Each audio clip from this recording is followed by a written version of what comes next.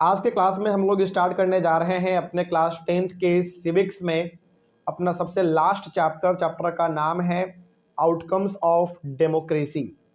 इस तरीके से हमारे क्लास 10th का जो सिविक्स है वो पूरी तरीके से कंप्लीट भी हो जाएगा और ये चैप्टर भी हमारा कंप्लीट हो जाएगा। मतलब आज के क्लास में हम लोग क्लास 10th के सिविक्स के अंदर सबसे लास्ट चैप्टर डिस्कस करने जा रहे हैं। चैप्टर नंबर 5, चैप्टर का नाम है आउटकम्स ऑफ डेमोक्रेसी। जब ये हमारा चैप्टर कंप्लीट हो जाएगा तो चैप्टर तो हमारा कंप्लीट होगा ही होगा, इसके साथ ही साथ हमारे क्लास 10th का जो सिविक्स का सिलेबस था वो भी हमारा पूरी तरीके से कंप्लीट हो जाएगा। तो आइए आज के क्लास में हम लोग शुरू करते हैं अपने क्लास 10th के सिविक्स में अपना सबसे last chapter outcomes of democracy. आगे बढ़ने से पहले इस चैप्टर के यदि हेडिंग पे ध्यान दें तो चैप्टर का हेडिंग भी बहुत सिंपल है। आउटकम्स ऑफ डेमोक्रेसी का सिंपल सा मतलब हो गया कि डेमोक्रेसी का क्या क्या रिजल्ट हो सकता है, इसके बारे में हम लोग बात करेंगे। यानी कि डेमोक्रेसी का क्या क्या रिजल्ट होता है या फिर हो सकता है, इस प्रकार के चीज़ों के बारे में हम लोगों को बात करना है। तो इसीलिए इस चैप्टर का नाम है हमारा आउटकम्स ऑफ डेमोक्रेसी। डेमोक्रेसी का सिंपल सा मतलब होता है गवर्नमेंट का एक ऐसा सिस्टम जिसमें हम लोग अपने लीडर को अपने से चुनते हैं वोट देकर, तो उस सिस्टम को हम लोग कहते हैं डेमोक्रेसी। हालांकि डेमोक्रेसी में और भी कई सारे फीचर्स होते हैं, जैसे डेमोक्रेसी में हम लोग अपने लीडर को अपने से सेलेक्ट करते हैं वोट देकर। डेमोक्रेसी में राइट टू इक्वलिटी होता है, फ्रीडम होता है, स्पीच होते हैं, एक्सप्रेशंस होता है, राइट टू रिलीजन होता है। अलग अलग प्रकार के अधिकार हमारे पास डेमोक्रेसी के अंदर होते हैं। तो डेमोक्रेसी क्या होता है इसका ओवरऑल आइडिया हम लोगों को थोड़ा बहुत है, लेकिन डेमोक्रेसी का क्या रिजल्ट हो सकता है, इसका क्या आउटकम निकल सकता है, इसके ही बारे में हम लोग बात करेंगे अपने इस पूरे चैप्टर के अंदर। इस चैप्टर में हम लोगों को इसी के बारे में बात करना है। तो आइए शुरुआत करते हैं हम लोग अपने इस चैप्टर के सबसे फर्स्ट टॉपिक का नाम है how do we assess democracies outcomes. आइए बात करते हैं कि आखिर इस टॉपिक में क्या क्या खास बात लिखा हुआ है। तो चैप्टर बहुत सिंपल है, बहुत छोटा भी है, तो बस आपको आराम से सुनते चले जाना है। सबसे फर्स्ट पॉइंट लिखा हुआ है कि democracy is a better form of government when compared with dictatorship और any other alternative because of the following reasons. देखो कितने गवर्नमेंट जो है ना, मतलब गवर्नमेंट का 3 फॉर्म होता है। एक होता है डेमोक्रेसी, एक होता है डिक्टेटरशिप और एक होता है मोनार्की। डेमोक्रेसी का सिंपल सा मतलब हो गया एक ऐसा सिस्टम जिसमें लोग डिसाइड करेंगे कि हमारा लीडर कौन होगा, हमारे लिए फैसला कौन लेगा। डिक्टेटरशिप में क्या होता है कि आर्मी का जो हेड होता है वो डिसाइड करता है कि कंट्री किस तरीके से चलेगा। मोनार्की में क्या होता है, कंट्री का जो राजा होता है वो डिसाइड करता है कि कंट्री किस तरीके से चलेगा। तो हम लोग यदि बात करें डेमोक्रेसी को लेकर, तो डेमोक्रेसी जो है डिक्टेटरशिप और मोनार्की इन दोनों से बढ़िया फॉर्म ऑफ गवर्नमेंट माना जाता है। अब क्यों माना जाता है, इसके पीछे कुछ रीजन है, तो आइए हम लोग उसके रीजन्स को भी एक एक करके डिस्कस करते हैं। पहला, डेमोक्रेसी क्यों बेटर है डिक्टेटरशिप से और मोनार्की से। पहला reason, it promotes equality among citizens. Democracy जहां होगा वहां इक्वालिटी भी आपको देखने को मिलेगा लोगों के बीच में। ये इक्वालिटी आपको डिक्टेटरशिप में या फिर मोनार्की वाले में देखने को नहीं मिलेगा। उसमें क्या है, डिक्टेटरशिप और मोनार्की वाले सिस्टम में क्या है कि लोग अलग अलग ग्रुप में बटे हुए हैं। जिसके पास बहुत धन संपत्ति पैसा है वो ऊपर होगा, जो बहुत नीचे है वो लो हो जाएगा। लेकिन डेमोक्रेसी में क्या है, आपके पास कितना ही धन संपत्ति पैसा क्यों ना हो जाए, लेकिन कानून की नज़र में, संविधान की नज़र में सब कोई क्या रहेगा, बराबर ही रहेगा। तो डेमोक्रेसी का जो सबसे पहला फीचर है वो यही है कि ये यहाँ पे हर इंसान, चाहे वो काला हो, गोरा हो, छोटा हो, बड़ा हो, अमीर हो, गरीब हो, कुछ भी हो, हर कोई क्या है, आपस में इक्वल है। पहला फीचर ये हमारा डेमोक्रेसी का। सेकंड क्या है, it enhances the dignity of the individual. मतलब डेमोक्रेसी में हर एक इंसान के डिग्निटी का ख्याल रखा जाता है। डिग्निटी का मतलब हो गया उसके मान सम्मान, इज्जत मर्यादा का ख्याल रखा जाता है। इसका सिंपल सा मतलब ये हो गया कि डेमोक्रेसी में कोई भी बिना मतलब का आपको एक थप्पड़ मार तक नहीं सकता। लेकिन मतलब यहाँ पे हर चीज़ का क्या एक प्रोसेस है। कोई आदमी क्राइम भी करता है तो उसके साथ भी पुलिस अच्छे तरीके से बर्ताव करते हैं। हालांकि पुलिस कभी कभार अपने पावर का मिसयूज कर लेते हैं, लेकिन कानून ये कहता है कि कोई कितना ही बड़ा क्राइम क्यों ना करे, पुलिस उसको एक थप्पड़ तक नहीं मार सकता, है कि नहीं। तो कहने का मतलब है कि यहाँ पे हर इंसान को, डेमोक्रेसी में हर इंसान को इज्जत दिया जाता है। मतलब यहाँ पे हर इंसान के डिग्निटी का ख्याल अच्छी तरीके से रखा जाता है। ऐसा कभी नहीं होगा कि आप रोड पे चल रहे हैं और कोई आदमी आया और आपको 2 थप्पड़ मार दिया, ऐसा कभी नहीं होगा। लेकिन यही चीज़ डिक्टेटरशिप में या फिर मोनार्की में हो सकता है, वहाँ पे होता भी है। ऑफिसर आया आपको मार दिया, क्यों मार दिया, कोई कारण नहीं है, ऐसे मार दिया। लेकिन यहाँ पे ऐसा कभी भी नहीं हो सकता। तो डेमोक्रेसी में हर एक इंसान के डिग्निटी का यानी कि इज्जत, मान, सम्मान, मर्यादा का ख्याल रखा जाता है, इसीलिए democracy best form of government है। आगे क्या है, it improves the quality of decision making. Decision making सबसे बढ़िया कहाँ पे होगा, डेमोक्रेसी में होगा। एक बात ध्यान रखना, डेमोक्रेसी में कोई भी डिसीजन लेने में टाइम थोड़ा ज़्यादा लगता है, लेकिन जब भी डिसीजन ले लिया जाता है तो वो डिसीजन बेस्ट डिसीजन होता है, ठीक है ना। तो डेमोक्रेसी के अंदर कोई भी डिसीजन यदि गवर्नमेंट लेती है तो वो डिसीजन जो है वो बिल्कुल सोच समझ के लेती है और ज़्यादातर लोग उसका फ़ायदा उठा सके वैसा डिसीजन लिया जाता है, ठीक है। आगे, it provides a method to resolve conflicts. अब ऑब्वियस सी बात है, डेमोक्रेसी है तो यहाँ पे हर समस्या का क्या है, एक समाधान है। मतलब किसी भी प्रकार का कोई भी झंझट हो कंट्री के अंदर, लड़ाई झगड़ा, मारपीट, मर्डर वगैरह कुछ भी हो जाए, इसका हमारे पास एक मेथड होता है उसको सॉल्व करने का। मतलब कानूनी प्रक्रिया होता है, कानून के तरफ से आप चलते हो, हर चीज़ का एक प्रोसेस होता है। क्या ये चीज़ आपको देखने को मिलेगा डिक्टेटरशिप में और मोनार्की में? नहीं। वहाँ पे यदि आपसे कोई भयंकर क्राइम भी हो जाए तो सीधा आपका गर्दन उड़ा दिया जाएगा, लेकिन यहाँ पे ऐसा नहीं है। यहाँ पे आप कितना ही भयंकर क्राइम क्यों ना करो, आपको एक प्रोसेस से गुजरना पड़ता है, तब जाकर आपको सजा मिलता है। मतलब यहाँ पे हर चीज़ को सॉल्व करने का एक तरीका है, एक मेथड है, ठीक है। ऐसा आपको डिक्टेटरशिप और मोनार्की में देखने को नहीं मिलता है। आगे, it allows a room to correct mistakes. Democracy में हमारे पास एक रूम होता है जहाँ पे हम लोग अपने मिस्टेक्स को सुधार सकते हैं। यहाँ पे रूम का मतलब किसका बात कर रहा है पता है, पार्लियामेंट का। नेशनल लेवल पे बात करें यानी कि इंडिया लेवल पे बात करें तो हमारा पार्लियामेंट, लोकसभा और राज्यसभा। कोई भी गवर्नमेंट से गलती होता है तो गवर्नमेंट अपने गलती को कहाँ पे सुधारते हैं, लोकसभा और राज्यसभा में अच्छा बिल लाते हैं, अच्छा कानून लाते हैं। यानी कि अपने गलती को सुधारने के लिए वो क्या करते हैं, अच्छा अच्छा नियम कानून लाते हैं ताकि लोग उसका फ़ायदा उठा सके। और स्टेट लेवल पे बात करें तो विधानसभा में, हर स्टेट का अपना अलग विधानसभा है। जैसे बिहार का बिहार विधानसभा है, उत्तर प्रदेश का उत्तर प्रदेश विधानसभा है। तो हमारे पास डेमोक्रेसी में एक रूम होता है, रूम का मतलब यहाँ पे पार्लियामेंट का बात कर रहा है, जहाँ पे हम लोग अपने मिस्टेक्स को सुधार सकते हैं। लेकिन क्या ऐसा डेमोक्रेसी के अलावा मोनार्की और डिक्टेटरशिप में ऐसा है? नहीं। वहाँ पे तो राजा या फिर आर्मी का जो हेड है वो जो एक बार बोल दिया वही कानून हो गया। वो लोग अपने बात को फिर वापस भी नहीं लेते हैं कि नहीं भैया हमसे गलती हो गया, हम इस कानून को बदलते हैं। ऐसा उधर नहीं होता, डेमोक्रेसी में ही केवल ऐसा हो सकता है। सरकार से कोई गलती भी हो जाती है तो वो पार्लियामेंट में सभी के सामने माफ़ी मांगती है कि ये कानून हमको नहीं लाना चाहिए था, इसके बदले में दूसरा कानून आएगा जो कि लोगों को डायरेक्ट बेनिफिट पहुंचाएगा। तो ये 5 फीचर्स के वजह से डेमोक्रेसी क्या बन जाता है कि बेस्ट फॉर्म ऑफ गवर्नमेंट बन जाता है। और ये पाँचों का पाँचों फीचर आपको ना ही डिक्टेटरशिप में देखने को मिलेगा, ना ही मोनार्की वाले सिस्टम में देखने को मिलेगा। इसीलिए डेमोक्रेसी को बोला जाता है बेस्ट फॉर्म ऑफ गवर्नमेंट। और भी कई सारे फीचर्स हैं लेकिन ये मेन हमारे 5 हैं। आगे बढ़ते हैं, अब कुछ एक्स्ट्रा पॉइंट और पढ़ते हैं हम लोग। Today over 100 countries of the world claim and practice some kind of democratic politics. हमारे इस वर्ल्ड में लगभग 200 के आसपास कंट्री है, एग्जैक्ट नहीं है लेकिन लगभग 200 के आसपास कंट्री है। 200 कंट्री में से 100 से ज्यादा कंट्री के अंदर डेमोक्रेसी है। समझना ध्यान से, लगभग कितना कंट्री है, 200 के आसपास। और 100 से ज्यादा ऐसे कंट्री हैं इंडिया पूरे वर्ल्ड में जहां पे डेमोक्रेसी को फॉलो किया जाता है, यानी कि डेमोक्रेसी जैसा वहां पे सिस्टम है।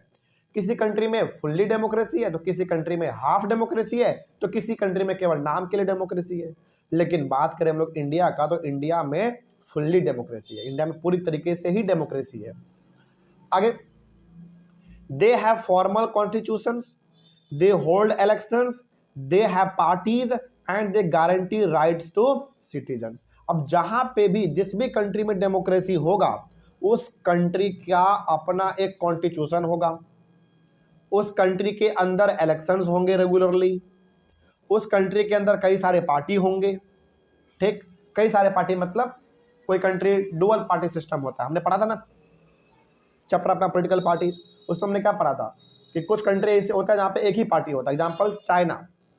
कुछ कंट्री ऐसे होते हैं जहाँ पे डुअल पार्टी सिस्टम होते हैं, एग्जाम्पल हमारा अमेरिका। कुछ कंट्री होते हैं जहाँ पे मल्टी पार्टी सिस्टम होता है, एग्जाम्पल इंडिया। तो जहाँ पे भी डेमोक्रेसी होगा वहाँ पे आपको पार्टी भी देखने को मिलेंगे। देखो यहाँ पे पार्टी नहीं बोला गया, पार्टीज बोला गया, मतलब एक से ज़्यादा पार्टी देखने को मिलेगा। इसके बाद वहाँ पे इलेक्शन भी होंगे रेगुलरली, और वहाँ का अपना एक कॉन्स्टिट्यूशन भी होगा उस कंट्री का। और सबसे बड़ी बात, वहाँ पे लोगों को राइट्स भी दिए जाएंगे।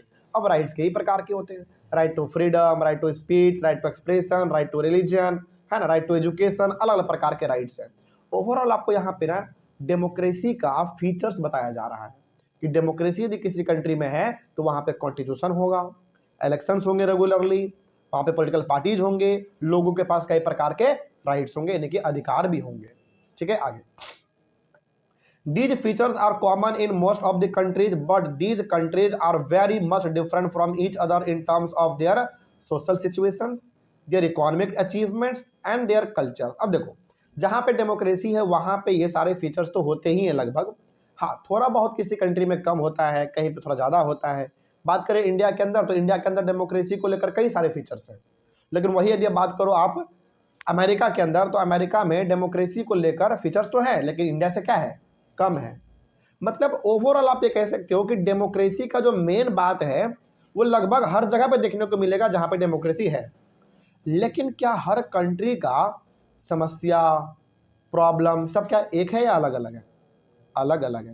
वही बात यहाँ पे लिखा गया है कि these features are common in most of the countries, यानी कि ये सब जो हमने ऊपर में पढ़ा कि डेमोक्रेसी है तो कॉन्स्टिट्यूशन होगा, इलेक्शंस होंगे, पार्टीज होंगे, राइट्स होंगे लोगों के पास, ये सारे फीचर्स, और ये जो हमने ऊपर में पढ़ा था ये 5 फीचर्स, ये सारे फीचर्स लगभग हर डेमोक्रेटिक कंट्री में होता है जहाँ पे डेमोक्रेसी है।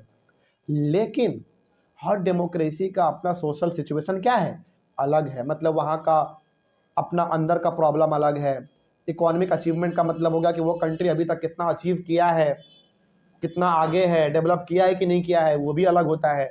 और उस कंट्री का अपना कल्चर भी क्या होता है, अलग ही होता है। तो आप एक बात ये मत समझना कि इंडिया में भी डेमोक्रेसी है, अमेरिका में भी डेमोक्रेसी है, तो दोनों का हालात भी एक ही है। नहीं, अमेरिका में भी डेमोक्रेसी है, सही है, इंडिया में भी डेमोक्रेसी है, ये भी बात सही है, लेकिन इंडिया और अमेरिका दोनों का हालात क्या है, अलग अलग है। दोनों के अचीवमेंट्स अलग हैं। इंडिया से आज कई गुना ज़्यादा अमेरिका आगे है। तो डेमोक्रेसी तो दोनों जगह पे है, लेकिन दोनों के सिचुएशन आज क्या है, अलग है, अचीवमेंट अलग है, कल्चर दोनों का अपना अलग अलग है। तो कई बार बच्चे समझ लेते हैं कि इंडिया में भी डेमोक्रेसी है, अमेरिका में भी डेमोक्रेसी है, इसका मतलब होगा कि दोनों कंट्री बराबर पोजीशन पे है। बिल्कुल भी नहीं। डेमोक्रेसी होने का ये मतलब नहीं है कि दोनों कंट्री बराबर पोजीशन पे होंगे, वो आगे पीछे भी हो सकते हैं। आगे next, if some of our expectations are not met we start blaming democracy. अच्छा, ये भी एक बड़ा अच्छा चीज़ है। ये कई बार हम लोग ऐसा करते हैं।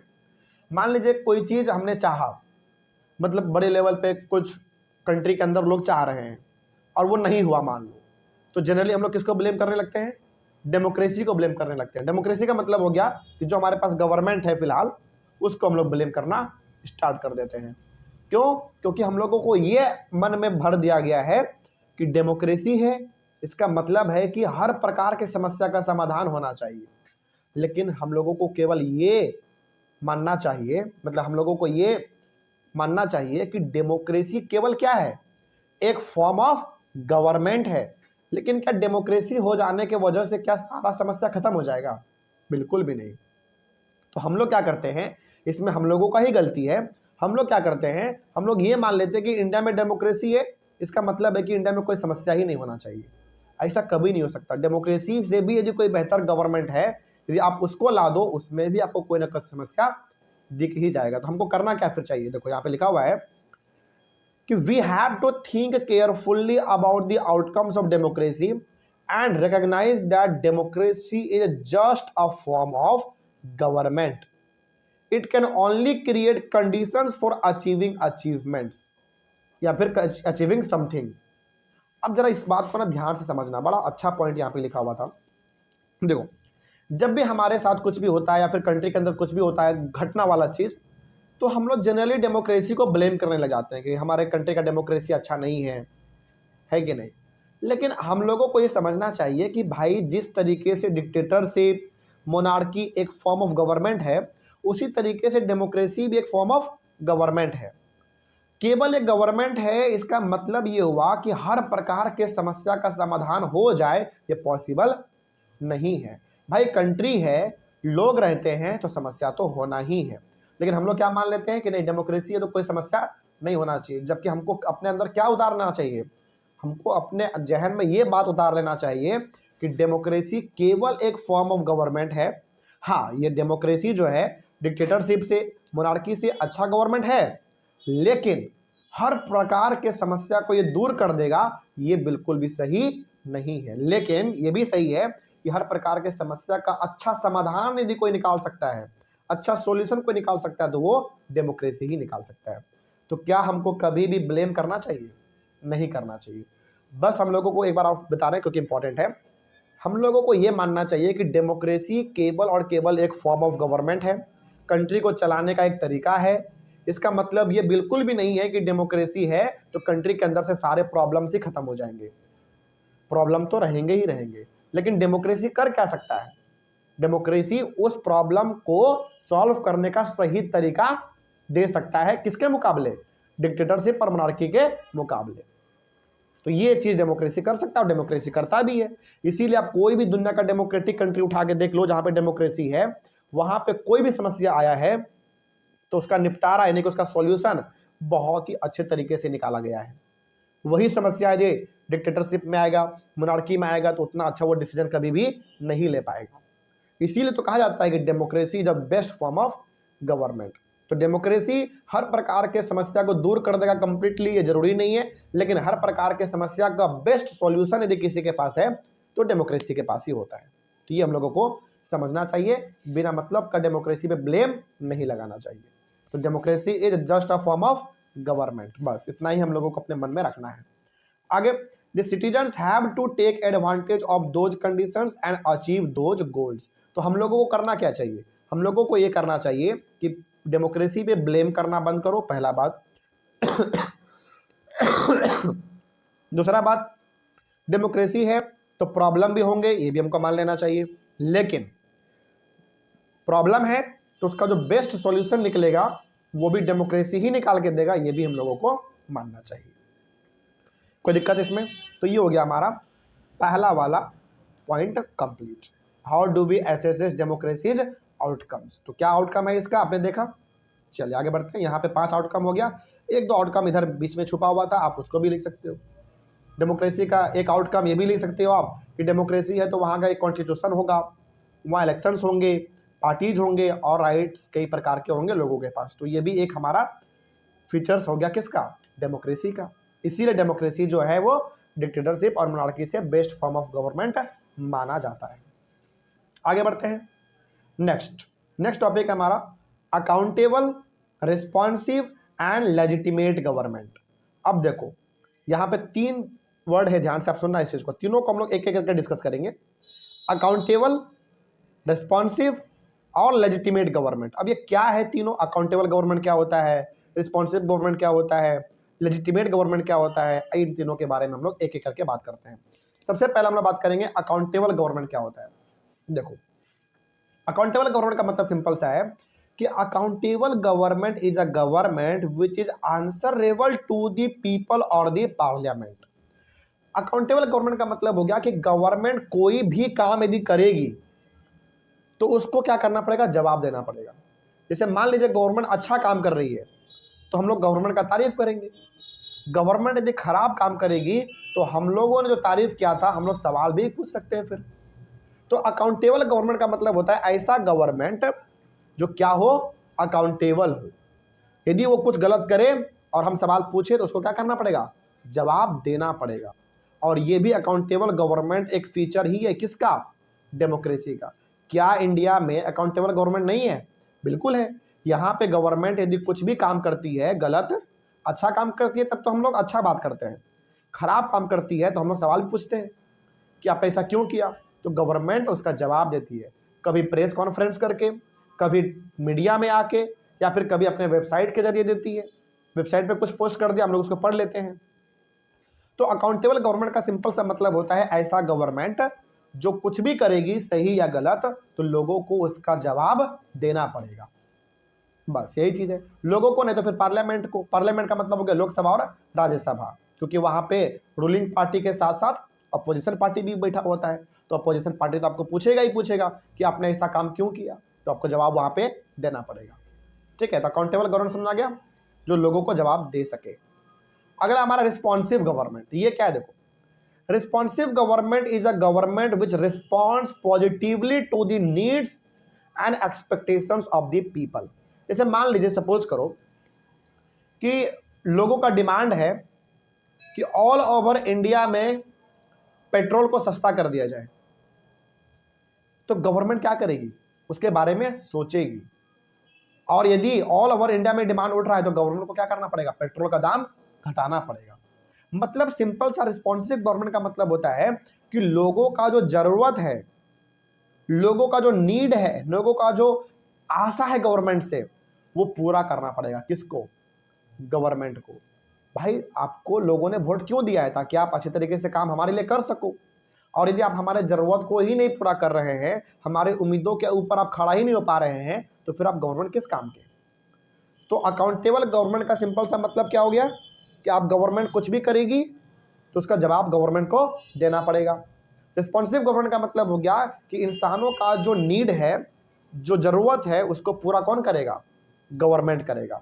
यानी कि हमारे रिस्पॉन्सिबिलिटी को कौन ले लेगा, गवर्नमेंट। हमारा जो जरूरत है, हमारा जो एक्सपेक्टेशंस है कंट्री को लेकर, गवर्नमेंट को लेकर, उसको पूरा करने का काम गवर्नमेंट का होना चाहिए। इसी को हम लोग कहते हैं रिस्पॉन्सिव गवर्नमेंट। तो क्या ये भी चीज हमारे इंडिया में है कि नहीं है, बिल्कुल है। हमारा इंडियन गवर्नमेंट अकाउंटेबल भी है और रिस्पॉन्सिव भी है, यानी कि वो जो काम करती है उसका जवाब भी देती है यदि हम लोग पूछते हैं तो, और हमारा जो जरूरत है, हमारा जो एक्सपेक्टेशंस है, उसको भी वो पूरा करती है। कोई दिक्कत इसमें। थर्ड है हमारा लेजिटिमेट गवर्नमेंट। ये क्या है देखो, legitimate government is a government which works according to a set of rules, that is government takes decision by following norms and proper procedure. Legitimate government का मतलब होता है ऐसा गवर्नमेंट जो कुछ भी काम करेगी तो एक नियम कानून में बंध के काम करेगी, उसके ऊपर नहीं और उसके नीचे नहीं। मतलब गवर्नमेंट को भी यदि कुछ करना है तो उसको एक रूल के साथ काम करना पड़ेगा, एक प्रोसीजर के साथ काम करना पड़ेगा। ऐसा नहीं कि गवर्नमेंट है तो कुछ भी कर सकती है, अपना मनमानी का कुछ भी कर सकती है, ऐसा नहीं। तो लेजिटिमेट गवर्नमेंट का मतलब हो गया ऐसा गवर्नमेंट जो एक नियम में बंध के काम करे, रूल्स एंड रेगुलेशंस के दायरे के अंदर रह के काम करे, इसको हम लोग कहते हैं लेजिटिमेट गवर्नमेंट। अब मेरा सवाल यह है, क्या इंडियन गवर्नमेंट लेजिटिमेट गवर्नमेंट है कि नहीं है? बिल्कुल है, क्योंकि इंडियन गवर्नमेंट भी नियम कानून के दायरे में रहकर ही काम करती है। और वो नियम कानून उसको कौन दिखाता है? हमारा कॉन्स्टिट्यूशन। यानी कि कॉन्स्टिट्यूशन के दायरे में रहकर ही गवर्नमेंट को काम करना होता है, और वो करते भी। तो क्या अब आपको अकाउंटेबल गवर्नमेंट, रिस्पॉन्सिव गवर्नमेंट और लेजिटिमेट गवर्नमेंट तीनों समझ में आया? और ये तीनों का तीनों गवर्नमेंट जो है हमारे इंडिया में, मतलब इंडियन गवर्नमेंट के अंदर ये तीनों फीचर्स साफ साफ देखने को मिलता है हम लोगों को। ठीक है, आगे बढ़ते हैं। नेक्स्ट 3 पॉइंट यहां पे है, कुछ नया ही बात है लिखा हुआ, आइए इसको भी समझते हैं। There are some things that democracy must provide. देखो यहाँ पे क्या लिखा हुआ है, कुछ चीजें हैं ना जो डेमोक्रेसी को देना ही चाहिए। यानी कि कुछ चीजें हैं जो कि डेमोक्रेसी के अंदर होना ही चाहिए। क्या चीज है वो देखो, हालांकि बहुत सारी ऐसी चीजें हैं जो डेमोक्रेसी के अंदर होना चाहिए, तो कुछ चीजें बस यहाँ पे मेन चीज लिखा हुआ है। जैसे people will have the right to choose their rulers. Ruler के जगह पे आप यहाँ पे लीडर भी बोल सकते हैं, या फिर उसके जगह पे आप चाहे तो रिप्रेजेंटेटिव भी बोल सकते हैं। यानी कि डेमोक्रेसी के अंदर पहला अधिकार लोगों के पास क्या होना चाहिए? अपने लीडर को चुनने का, अपने लीडर को सेलेक्ट करने का, और ये हमारे पास है इंडिया में। मतलब सिंपल सा कहा जा रहा है कि डेमोक्रेसी के अंदर कुछ चीजें ना होने ही चाहिए, वो कंपलसरी होने चाहिए। तो पहला क्या चीज है कि डेमोक्रेसी के अंदर अपने लीडर को चुनने का अधिकार लोगों के पास होना चाहिए, तो वो है हमारे पास आज इंडिया में। और क्या होना चाहिए डेमोक्रेसी के अंदर? People will have control over their ruler. यानी कि लोगों का कंट्रोल हो किसके ऊपर, रूलर के ऊपर, यानी कि हमारे लीडर के ऊपर। क्या इंडिया में है? बिल्कुल है। कैसे कंट्रोल है? हमारे पास वोट का कंट्रोल है। यदि हमारा लीडर अच्छी तरीके से काम नहीं करेगा तो अगले 5 साल के बाद हम उसको वोट नहीं देंगे, वो अपने आप हार जाएगा। यानी कि लीडर का कंट्रोल किसके हाथ में है? लोगों के हाथ में है, यहाँ के जनता के हाथ में है। क्या ये चीज इंडिया में है कि नहीं है? बिल्कुल है। हमारे पास है कंट्रोल हमारे लीडर का। जैसे सपोज एग्जाम्पल के तौर पे अभी हमारे इंडिया का प्राइम मिनिस्टर कौन है? नरेंद्र मोदी जी हैं। वो अच्छा काम कर रहे हैं तभी तो हमने उसको वोट दिया। यदि वो अच्छा काम नहीं करेंगे तो अगले बार हम लोग उनको वोट नहीं देंगे, वो अपने आप अपने पोजीशन से हट जाएंगे, हार जाएंगे चुनाव को, वो है कि नहीं? तो लीडर का जो कंट्रोल है वो किसके हाथ में होना चाहिए? लोगों के हाथ में होना चाहिए, और वो हमारे इंडिया में आज पूरी तरीके से है। नेक्स्ट क्या होना चाहिए डेमोक्रेसी के अंदर? People should be able to participate in decision making. मतलब यदि कंट्री के अंदर कोई भी डिसीजन लिया जाए गवर्नमेंट के द्वारा तो वहां पे लोगों का भी भागीदारी हो। क्या ये इंडिया में है? हाँ, इंडिया में ये है, लेकिन इनडायरेक्ट रूप में है। कैसे? आपको समझाते हैं। हमारे इंडिया में जो भी डिसीजन लिया जाता है नेशनल लेवल पे, इंडिया लेवल पे, वो कहाँ पे होता है? लोकसभा और राज्यसभा में, यानी कि पार्लियामेंट्री हाउस में होता है, लोकसभा और राज्यसभा में। तो क्या लोकसभा और राज्यसभा में कोई भी कानून बनाया जाएगा, कोई भी डिसीजन लिया जाएगा, तो क्या गवर्नमेंट हम लोगों के घर घर आके पूछेगी? नहीं। फिर हमारे लिए वहां पे एक आदमी बैठा हुआ है पार्लियामेंट में। कौन? हमारा एमपी, मेंबर ऑफ पार्लियामेंट, जिसको हमने वोट देकर अपने इलाके से जितवा के पार्लियामेंट भेजा है। तो इसका मतलब हुआ कि यदि पार्लियामेंट में वो एमपी जो हमारे इलाके से जीत के गया है, यदि वो पार्लियामेंट में कुछ बोलेगा, इसका मतलब वो नहीं बोल रहे हैं, उसके एरिया में रहने वाले सारे लोग बोल रहे हैं उनके बिहाफ में। तो जब भी पार्लियामेंट में कोई डिसीजन लिया जाता है, कोई भी नियम कानून बनता है, तो हर एक एमपी से पूछा जाता है, हर एक मेंबर ऑफ पार्लियामेंट से पूछा जाता है कि भाई आप इस कानून से खुश हैं, नाराज हैं, क्या है बताइए। तो आप बताना पड़ता है उनको, ठीक ना। तो बहुत सारी चीजें हैं जो कि डेमोक्रेसी के अंदर होना चाहिए। तो ये 3 चीजें हैं जो कि मेन है। तो लास्ट वाला पॉइंट समझ में आया कि डिसीजन मेकिंग में लोगों का भी पार्टिसिपेट होना चाहिए।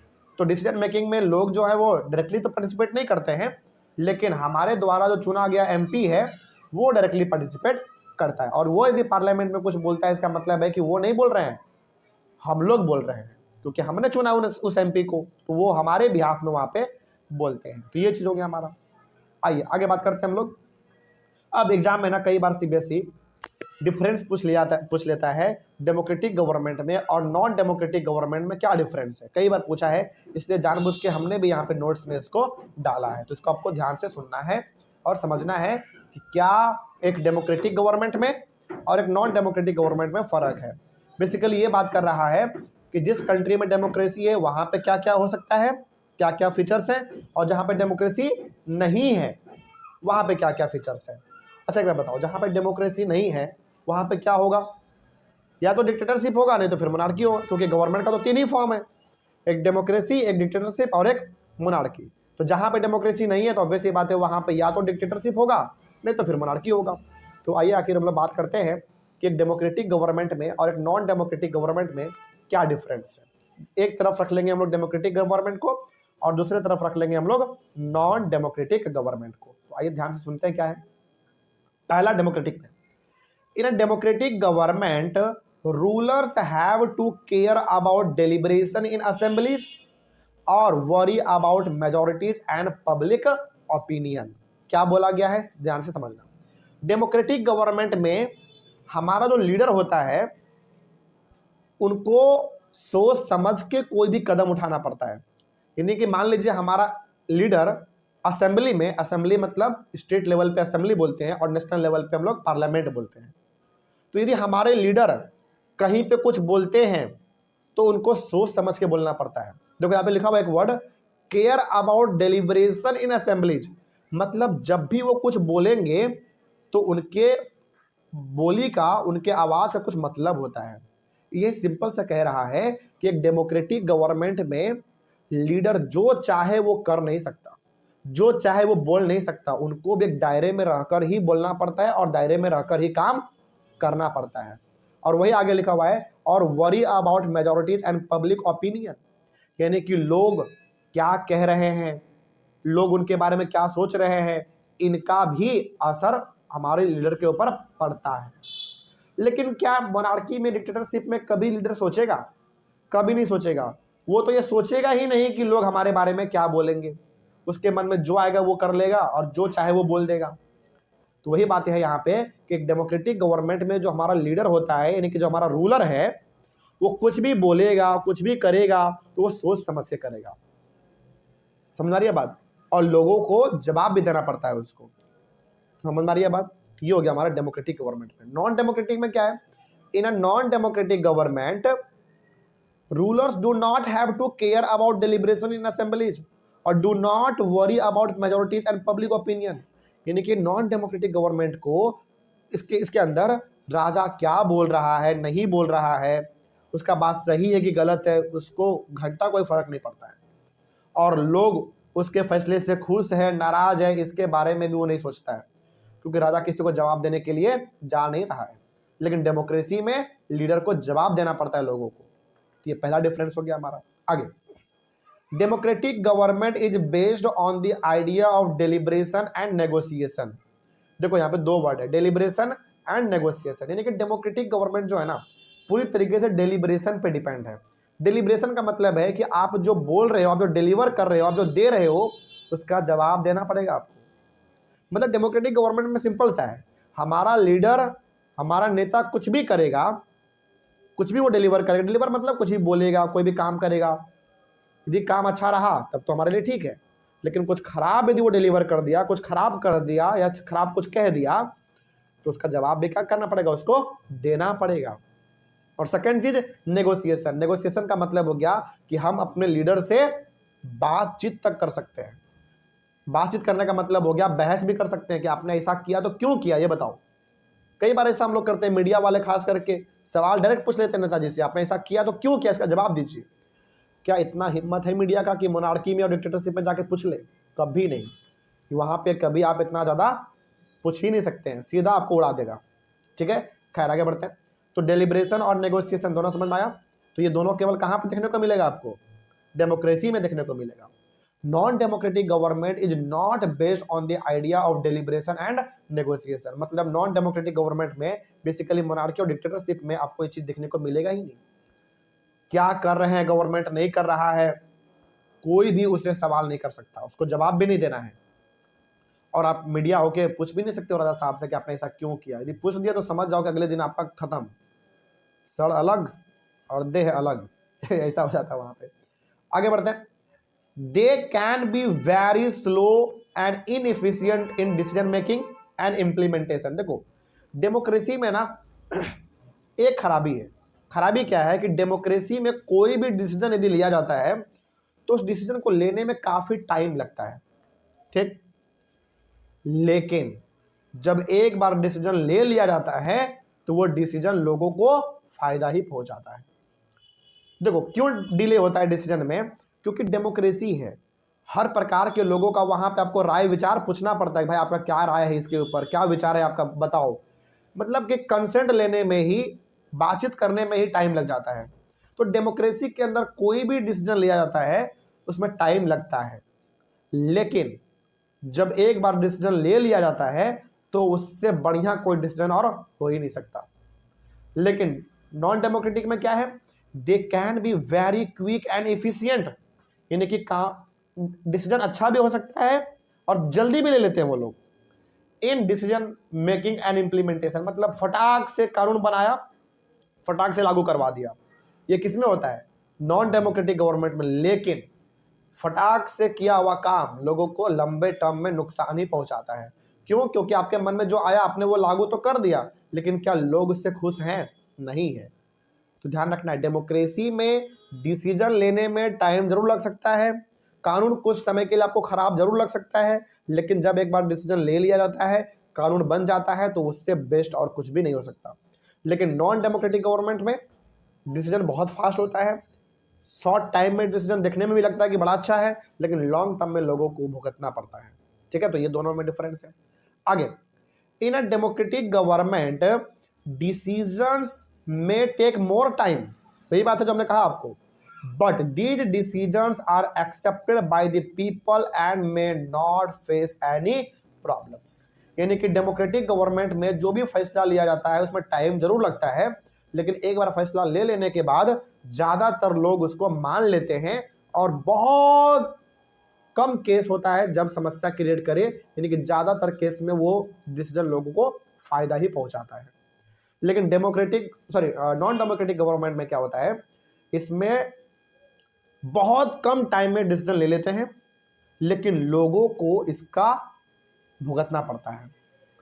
वही लिखा हुआ है कि in a non democratic government decisions may take less time but these decisions are not accepted by the people and may face problem. यानी कि नॉन डेमोक्रेटिक गवर्नमेंट में जो डिसीजन लिया जाता है वो डिसीजन बहुत फास्ट तो ले लेते हैं, लेकिन वो डिसीजन लोगों के लोगों के हक में नहीं होता, लोग उसका बेनिफिट कभी उठा ही नहीं पाते हैं। लेकिन बेचारे लोग करे भी तो करे क्या, नॉन डेमोक्रेटिक सिस्टम में आप सवाल भी नहीं कर सकते राजा साहब से। सवाल करोगे तो हो सकता है कि अगले दिन आप उगता हुआ सूरज भी ना देख पाओ, है कि नहीं। तो यहाँ पे डिसीजन खराब होने के बावजूद भी लोग सवाल जवाब नहीं कर सकते हैं, तो ये समस्या है। खैर आगे बढ़ते हैं। और भी डिफरेंस है। Decisions taken in a democratic government may be accepted by the people and may not face any problem because they follow procedures before arriving at a decision। यानी कि डेमोक्रेटिक गवर्नमेंट में जो डिसीजन लिया जाता है उसको किसी प्रकार का कोई समस्या देखने को नहीं मिलता है बाद में। क्यों नहीं मिलता? क्योंकि फैसला लेने से पहले कई बार मीटिंग होते हैं, डिस्कशन होते हैं, सभी का राय विचार कंसेंट लिया जाता है, तब जाकर कोई कानून बनता है, कोई डिसीजन लिया जाता है, इसीलिए कोई समस्या नहीं होता है। लेकिन नॉन डेमोक्रेटिक गवर्नमेंट में क्या लगता है आपको, राजा साहब बैठ के सारे मंत्री वगैरह से अपना पूछेंगे कि भाई हम ये डिसीजन लेने जा रहे हैं, आप खुश हो कि नाराज हो बताओ? कभी नहीं। राजा के मन में अच्छा लगेगा जो वही करेगा। क्या उसने किसी से पूछा? नहीं पूछा। तो ऑब्वियस ही बात है, ऐसा कानून लोगों को नुकसान ही पहुंचाएगा, क्योंकि आपको जो अच्छा लगा आपने वो तो कर दिया, लेकिन लोगों को जो चाहिए था वो तो आपने देखा ही नहीं, उसके बारे में तो कभी आपने ध्यान ही नहीं दिया। खैर आगे देखते हैं इसमें क्या लिखा हुआ है कि decisions taken in a non democratic government may be not accepted by the people and may face problems because they do not follow procedures before arriving at a decision. यानी कि नॉन डेमोक्रेटिक गवर्नमेंट में जो decision लिया जाता है वो decision लोगों को बेनिफिट नहीं पहुंचाता। क्यों नहीं पहुंचाता है? क्योंकि वो डिसीजन लेने से पहले आपने किसी भी प्रकार का मीटिंग नहीं किया, डिस्कशन नहीं किया, डिबेट नहीं किया, तो लोगों को भुगतना पड़ता है फिर, ठीक ना। तो ये हो गया हमारा। आगे in a democratic government decision making is based on norms and procedures. Democratic government में क्या होता है, कोई भी डिसीजन जो होता है वो बेस्ड होता है किस पे? नॉर्म्स पर, प्रोसीजर्स पर, मतलब अलग अलग प्रकार के प्रोसेस से होकर उसको गुजरना पड़ता है। जैसे इंडिया में कोई भी कानून बनने का, कोई भी डिसीजन लेने का क्या प्रोसेस है? पहले वो पार्लियामेंट में स्टार्ट होगा, पार्लियामेंट में एक बार कानून पास हो जाएगा तो राज्यसभा में जाएगा, राज्यसभा में पास हो जाएगा तो फिर प्रेसिडेंट के पास जाएगा, प्रेसिडेंट उसके ऊपर साइन करेंगे, तब जाकर वो कानून बनेगा। इतना लंबा प्रोसेस है। लेकिन नॉन डेमोक्रेटिक गवर्नमेंट में यानी कि मोनार्की और डिक्टेटरशिप में ऐसा कुछ नहीं होता। राजा बैठेगा, कानून बना देगा, साइन वो खुद कर देगा, सब कुछ वही कर देगा, बस हो गया खत्म। इसीलिए नॉन डेमोक्रेटिक गवर्नमेंट के अंदर जो डिसीजन लिए जाते हैं वो फास्ट तो ले लेते हैं, लेकिन किसी प्रकार का प्रोसेस, डिबेट, डिस्कशन कुछ नहीं करते वो लोग, और ऐसा कानून वहाँ के लोगों को ही नुकसान बाद में पहुँचाता है। तो यहाँ पे लिखा हुआ है कि in non democratic government decision making is not based on norms and procedures. कोई प्रोसीजर को फॉलो नहीं करते लोग, कोई कानून वगैरह फॉलो नहीं करते हैं। Due to this a citizen who wants to know if a decision was taken through the correct procedures और not can not find this out. यानी कि यदि कोई आदमी जानना भी चाहता है नॉन डेमोक्रेटिक गवर्नमेंट में कि जो डिसीजन लिया गया वो किस तरीके से लिया गया, वो कभी नहीं जान पाएगा, क्योंकि अधिकार ही नहीं है जानने का। राजा साहब लिए हैं, अब राजा साहब जो डिसीजन लिए हैं उसके ऊपर तुम क्वेश्चन करोगे, आपको उड़ा दिया जाएगा। लेकिन हमारे इंडिया में ऐसा नहीं है। गवर्नमेंट कोई भी डिसीजन लेती है तो आप आंख में आंख डाल के पूछ सकते हो कि आपने ऐसा क्यों किया तो आपके पीछे का क्या माइंड था, आपके पीछे का ये करने का क्या मकसद था आपका, ये सब चीज़ हम लोग यहाँ पे पूछ सकते हैं। लेकिन नॉन डेमोक्रेटिक गवर्नमेंट में ऐसा कुछ भी आप नहीं कर सकते हो। ठीक है, आगे बढ़ते हैं। अगला, देयर इज ट्रांसपेरेंसी। डेमोक्रेसी में क्या होता है? ट्रांसपेरेंसी होता है। ट्रांसपेरेंसी का मतलब हो गया कि गवर्नमेंट कुछ भी करेगी ना, उसका इन्फॉर्मेशन आपको पता होगा। मतलब गवर्नमेंट कुछ भी कर रही है उसका खबर आपके पास होता है। अब क्या गवर्नमेंट घर घर आके बताती है कि हम क्या कर रहे हैं? नहीं, गवर्नमेंट जो करती है वो अपने न्यूज़पेपर से बता देती है, रेडियो से बता देती है, टीवी से बता देती है, और सबसे बड़ी बात गवर्नमेंट अपने अलग अलग वेबसाइट से बता देती है कि भैया देखो हमने ये प्रोजेक्ट स्टार्ट किया, इतना पैसा लगा, इतना दिन लगा, इतने लेबर लगे, सब कुछ बता देती है वो, है ना। तो ये चीज़ है। लेकिन क्या नॉन डेमोक्रेटिक गवर्नमेंट में ट्रांसपेरेंसी जैसा कुछ चीज़ होगा? बिल्कुल भी नहीं।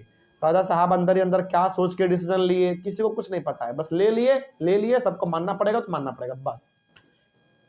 यानी कि ट्रांसपेरेंसी इधर बिल्कुल भी नहीं होता है। अच्छा, लास्ट में ना आप एक एग्जांपल ऐड कर देना, हम यहाँ पे नहीं किए हैं लेकिन आपको कर लेना है। डेमोक्रेटिक गवर्नमेंट में एग्जांपल आप ले लेना इंडिया, अमेरिका, ये ले लेना। और नॉन डेमोक्रेटिक गवर्नमेंट में एग्जांपल ले लेना आप चाइना ले लेना। चाइना के अलावा एक और ले लेना आप सऊदी अरबिया ले लेना।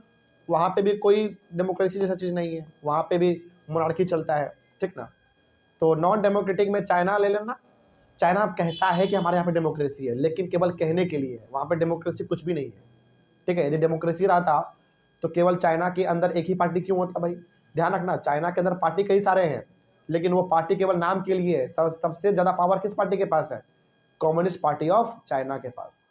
तो नॉन डेमोक्रेटिक गवर्नमेंट में एग्जांपल आप लिख लेना सऊदी अरबिया, चाइना काफ़ी है। और डेमोक्रेटिक गवर्नमेंट में यानी कि इधर आप लिख लेना इंडिया और अमेरिका, ये भी काफ़ी है, ठीक है। इसमें यदि आप लिखना चाहो तो आप वो भी लिख सकते हो। अपने सिविक्स के सबसे फर्स्ट चैप्टर में हमने क्या पढ़ा था? बेल्जियम के बारे में, तो बेल्जियम भी लिख सकते हो आप इसमें डेमोक्रेटिक गवर्नमेंट में, ठीक है। तो ये हो गया हमारा कंपैरिजन। और ध्यान रखना ये कंपैरिजन कई बार आपसे पूछा जाएगा, इसीलिए कई सारे पॉइंट हमने यहाँ पे लिख दिए हैं। तो कम से कम आपको 5 पॉइंट तो याद होने ही चाहिए। कितना है? जैसे 1 2 3 तो इसी पेज में हो गया, 4 5 6 7 डिफरेंस है। तो कम से कम आपको अच्छा 5 डिफरेंस पता होना चाहिए, ठीक है। तो ये आपको ध्यान रखना है। और एग्जाम्पल जोड़ दो तो 8 हो गया हमारा, तो वो हो गया। चले खैर, तो ट्रांसपेरेंसी का मतलब समझ आ गया क्या होता है। हालांकि हमने यहाँ पे ट्रांसपेरेंसी का जो मीनिंग है वो भी लिख रखा है, एक बार पढ़ लेते हैं क्या लिखा हुआ है। A citizen who wants to know if a decision was taken through the correct procedures और not can find this out. Transparency का मतलब ही होता है कि कोई भी डिसीजन यदि गवर्नमेंट ली है तो किस तरीके से ली है, क्या प्रोसेस फॉलो किया, क्या डिबेट हुआ, क्या डिस्कशन हुआ, ये जान सकती है। इसको हम लोग कहते हैं transparency. He or she has the right to examine the process of decision making. This is known as transparency। मतलब चाहे वो महिला हो चाहे पुरुष हो, हर किसी के पास अधिकार होता है जानने का कि जो डिसीजन लिया गया है वो कैसे लिया गया, क्या प्रोसेस फॉलो किया गया, क्या डिबेट हुआ, क्या डिस्कशन हुआ, कितने दिन मीटिंग हुए, ये सब वो जान सकता है। इसी को हम लोग कहते हैं ट्रांसपेरेंसी, जो कि डेमोक्रेसी में होता है, नॉन डेमोक्रेटिक कंट्री में नहीं होता है। आगे, the most basic outcome of democracy should be that it produces a government that is accountable to the citizens. तो अब आइए हम लोग थोड़ा सा इसको कंक्लूड कर देते हैं। तो एक देखो डेमोक्रेसी का ना कई सारे आउटकम हो सकते हैं। कोई आउटकम मतलब रिजल्ट, हम लोगों ने पहले भी पढ़ा, अभी भी आप पढ़ लो। तो एक डेमोक्रेसी का जो आउटकम हो सकता है वो क्या हो सकता है कि गवर्नमेंट अकाउंटेबल होने चाहिए, गवर्नमेंट रिस्पॉन्सिव होने चाहिए लोगों के नीड को लेकर, एक्सपेक्टेशंस को लेकर, और गवर्नमेंट सबसे बड़ी बात लेजिटिमेट होना चाहिए। लेजिटिमेट का मतलब हो गया कि वो जो भी करेगा एक प्रोसीजर के साथ, एक कानून के साथ करेगा, है कि नहीं। तो कई सारे आउटकम्स डेमोक्रेसी के हमारे पास हैं, कोई दिक्कत। तो एक गवर्नमेंट को कैसा होना चाहिए? अकाउंटेबल होना चाहिए, यानी कि वो कुछ भी करे तो लोग उसका जवाब पूछेगा तो उसको जवाब देना पड़ेगा। और कैसा होना चाहिए? रिस्पॉन्सिव होना चाहिए, मतलब लोगों के नीड को पूरा करे, लोगों के एक्सपेक्टेशंस को पूरा करे। ये भी एक आउटकम ही है गवर्नमेंट का, मतलब गवर्नमेंट में ये भी फीचर होना चाहिए। उसके बाद गवर्नमेंट को लेजिटिमेट होना चाहिए। लेजिटिमेट का मतलब हो गया कि गवर्नमेंट जो भी काम करे वो एक प्रोसेस से, एक नियम कानून के तहत वो काम करे। तो ये भी हो गया हमारा कंप्लीट। नेक्स्ट टॉपिक है हमारा इकोनॉमिक ग्रोथ एंड डेवलपमेंट। तो आइए हम लोग अपने इस वाले टॉपिक को देखते हैं, इसमें क्या लिखा। Economic growth and development topic में क्या लिखा हुआ है देखा जाए। पहला पॉइंट है, if we look all democracies and all dictatorships for the 50 years between 1950 to 2000, we will notice that dictatorships have slightly higher rate of economic growth. जरा इस चीज़ को लेकर ना आप कंफ्यूज पक्का हो जाओगे, तो आपको समझाते हैं, थोड़ा अच्छे तरीके से समझना। देखो, यदि हम लोग बात करें डेमोक्रेसी को लेकर और डिक्टेटरशिप को लेकर, तो यदि आप पिछले 50 साल का डाटा उठा के देखोगे 1950 से लेकर 2000 तक के बीच में, तो आपको यही नजर आएगा कि जिस कंट्री में डिक्टेटरशिप था वो कंट्री ज़्यादा ग्रो किया है, लेकिन जिसमें डेमोक्रेसी था वो कंट्री धीरे ग्रो किया है। फिर आपके मन में सवाल होगा कि सर इस मायने में तो फिर हमारा डिक्टेटरशिप अच्छा हुआ, क्योंकि उसमें तरक्की उस कंट्री में ज़्यादा हो रहा है। लेकिन एक बात ध्यान रखना, ये हमेशा आपको लाइफ लॉन्ग याद रखना है कि डेमोक्रेसी के अंदर डेवलपमेंट होता है, लेकिन धीरे होता है। क्यों होता है धीरे? हमने बताया था आपको कि डेमोक्रेसी के अंदर कोई भी डिसीजन लेने में, कोई भी नियम कानून को पास करने में काफ़ी लंबा टाइम लगता है, डिबेट होता है, डिस्कशन होता है, सब कुछ होता है। इसीलिए डेमोक्रेसी के अंदर डेवलपमेंट आपको काफ़ी लंबे समय के बाद दिखेगा लेकिन डेवलपमेंट वहाँ पे भी होता है। लेकिन डिक्टेटरशिप में क्या है, डिसीजन बड़ा फास्ट हो जाता है, तो कोई भी चीज़ जल्दी इंप्लीमेंट हो जाता है। राजा साहब ने बोला कि कल यहाँ पे एक बिल्डिंग बनेगा, तो बनना स्टार्ट हो जाएगा कल। लेकिन डेमोक्रेसी में क्या होगा, कोई बोलेगा कि यहाँ पे एक बिल्डिंग बनना चाहिए, तो गवर्नमेंट क्या बोलेगी, नहीं अभी रुक जाओ, इसके ऊपर हम डिबेट करेंगे, पार्लियामेंट में डिस्कशन करेंगे, कानून पास करेंगे, तब जाके यहाँ पे बिल्डिंग बनेगा। मतलब हम यहाँ पे कहना आपको ये चाह रहे हैं कि डेमोक्रेसी के अंदर डेवलपमेंट जो होता है ना, बड़ा धीरे धीरे डेवलपमेंट होता है। क्यों? क्योंकि यहाँ पे कानून के साथ चलते हैं हम लोग, प्रोसेस, डिबेट, डिस्कशन फॉलो करना पड़ता है। लेकिन डिक्टेटरशिप में कोई नियम कानून प्रोसेस फॉलो नहीं होता, उसमें फटाक से डिसीजन लिया और फटाक से हमारा काम स्टार्ट। लेकिन इस मायने में तो फिर हमारा डिक्टेटरशिप अच्छा हुआ। यहाँ पे फिर से हम आपको रोकेंगे और यही बताएंगे कि डिक्टेटरशिप शॉर्ट टर्म में डेवलपमेंट अच्छा कर लेता है, ये बिल्कुल सही बात है, लेकिन लॉन्ग टर्म में डिक्टेटरशिप धड़ाम से नीचे गिर भी जाता है। समझा रही है बात? लेकिन डेमोक्रेसी धीरे धीरे ही आगे बढ़ता है, डेवलपमेंट धीरे धीरे ही होता है, लेकिन ये डेवलपमेंट लाइफ लॉन्ग होता है। सुने ना वो वाला कहानी हम लोग बचपन में, एक कछुआ वाला और एक खरगोश वाला। खरगोश बेचारा जाता है बहुत तेजी में, थक जाता है, सो जाता है पेड़ के नीचे, सोचता है कि कछुआ धीरे धीरे आ रहा है, तब तक तो हमारा नींद भी पूरा हो जाएगा, और वो सोया ही रह जाता है। कछुआ उससे आगे निकल जाता है, वो रेस को जीत जाता है। वही बात यहाँ पे है कि शॉर्ट टर्म में, कम टाइम में डिक्टेटरशिप बहुत अच्छा डेवलपमेंट करता है, इसमें कोई शक नहीं है। अच्छा डेवलपमेंट करता है, बहुत अच्छा तरक्की करता है, लेकिन लॉन्ग टर्म में कभी वो टिक नहीं पाता है। लेकिन वही डेमोक्रेसी क्या होगा, शॉर्ट टर्म में आपको दिखेगा कि डेमोक्रेसी बड़ा खराब गवर्नमेंट है बहुत धीरे डेवलपमेंट हो रहा है, लेकिन लाइफ टाइम पे, लाइफ लॉन्ग डेमोक्रेसी ही अच्छा डेवलपमेंट करता है। इसीलिए तो बोला गया है कि democracy is the best form of government. तो ये बात ध्यान रखना है आपको। तो इसको देखकर कभी कंफ्यूज नहीं होना है कि डिक्टेटरशिप तो यार इस मायने में फिर अच्छा कर रहा है, नहीं, वो केवल शॉर्ट टर्म में आपको अच्छा दिख रहा है, लेकिन लॉन्ग टर्म में कभी वो बढ़िया नहीं करेगा। ठीक है, आगे बढ़ते हैं। इसमें क्या लिखा हुआ देखा जाए कि a country's economic development depends on the following factors which are as follows. मतलब ये कंट्री का जो डेवलपमेंट है ना, वो कई सारे बातों पर डिपेंड करता है कि कंट्री डेवलप करेगा कि नहीं करेगा, आगे बढ़ेगा कि नहीं बढ़ेगा। उसमें से कुछ बातें हमारे पास यहाँ पे है, सारा तो नहीं है लेकिन 4 बातें हैं, तो आइए बात करते हैं। पहला है कंट्रीज पॉपुलेशन साइज, यानी कि कंट्री डेवलपमेंट, कंट्री में डेवलपमेंट होगा कि नहीं होगा, कंट्री आगे जाएगा कि नहीं जाएगा, इस पे डिपेंड करेगा कि उस कंट्री का पॉपुलेशन क्या है। तो पॉपुलेशन पे भी डिपेंड करता है कंट्री का डेवलपमेंट, है कि नहीं। लेकिन ध्यान रखना, वही पॉपुलेशन कई बार उस कंट्री के लिए बेनिफिट भी बन जाता है। एग्जाम्पल देते हैं आपको, अभी पॉपुलेशन के मायने में दुनिया में सबसे आगे कौन है, इंडिया। इंडिया से पहले कौन था, चाइना। चाइना में सबसे ज्यादा पॉपुलेशन था क्या, लेकिन चाइना ने कभी भी अपने पॉपुलेशन को बर्डन समझा है क्या, कभी नहीं। चाइना अपने पॉपुलेशन को हमेशा एक बेनिफिट समझा है कि जितना ज्यादा पॉपुलेशन हमारे यहाँ पे होगा उतना ज्यादा कंट्री में इनकम क्रिएट होगा। समझ में आ रही है बात। लेकिन इंडिया में थोड़ा सा इसका उल्टा है। इंडिया में हम लोग किस पे ब्लेम लगा देते हैं, पॉपुलेशन पे कि इंडिया क्यों नहीं ग्रोथ कर पा रहा है, तो गवर्नमेंट बोलती है कि पॉपुलेशन एक समस्या है। लेकिन वही पॉपुलेशन को यदि आप ट्रेनिंग दे दो, एजुकेशन दे दो, तो आप जरा इमेजिन करो कि इंडिया कितना आगे निकल जाएगा, है कि नहीं।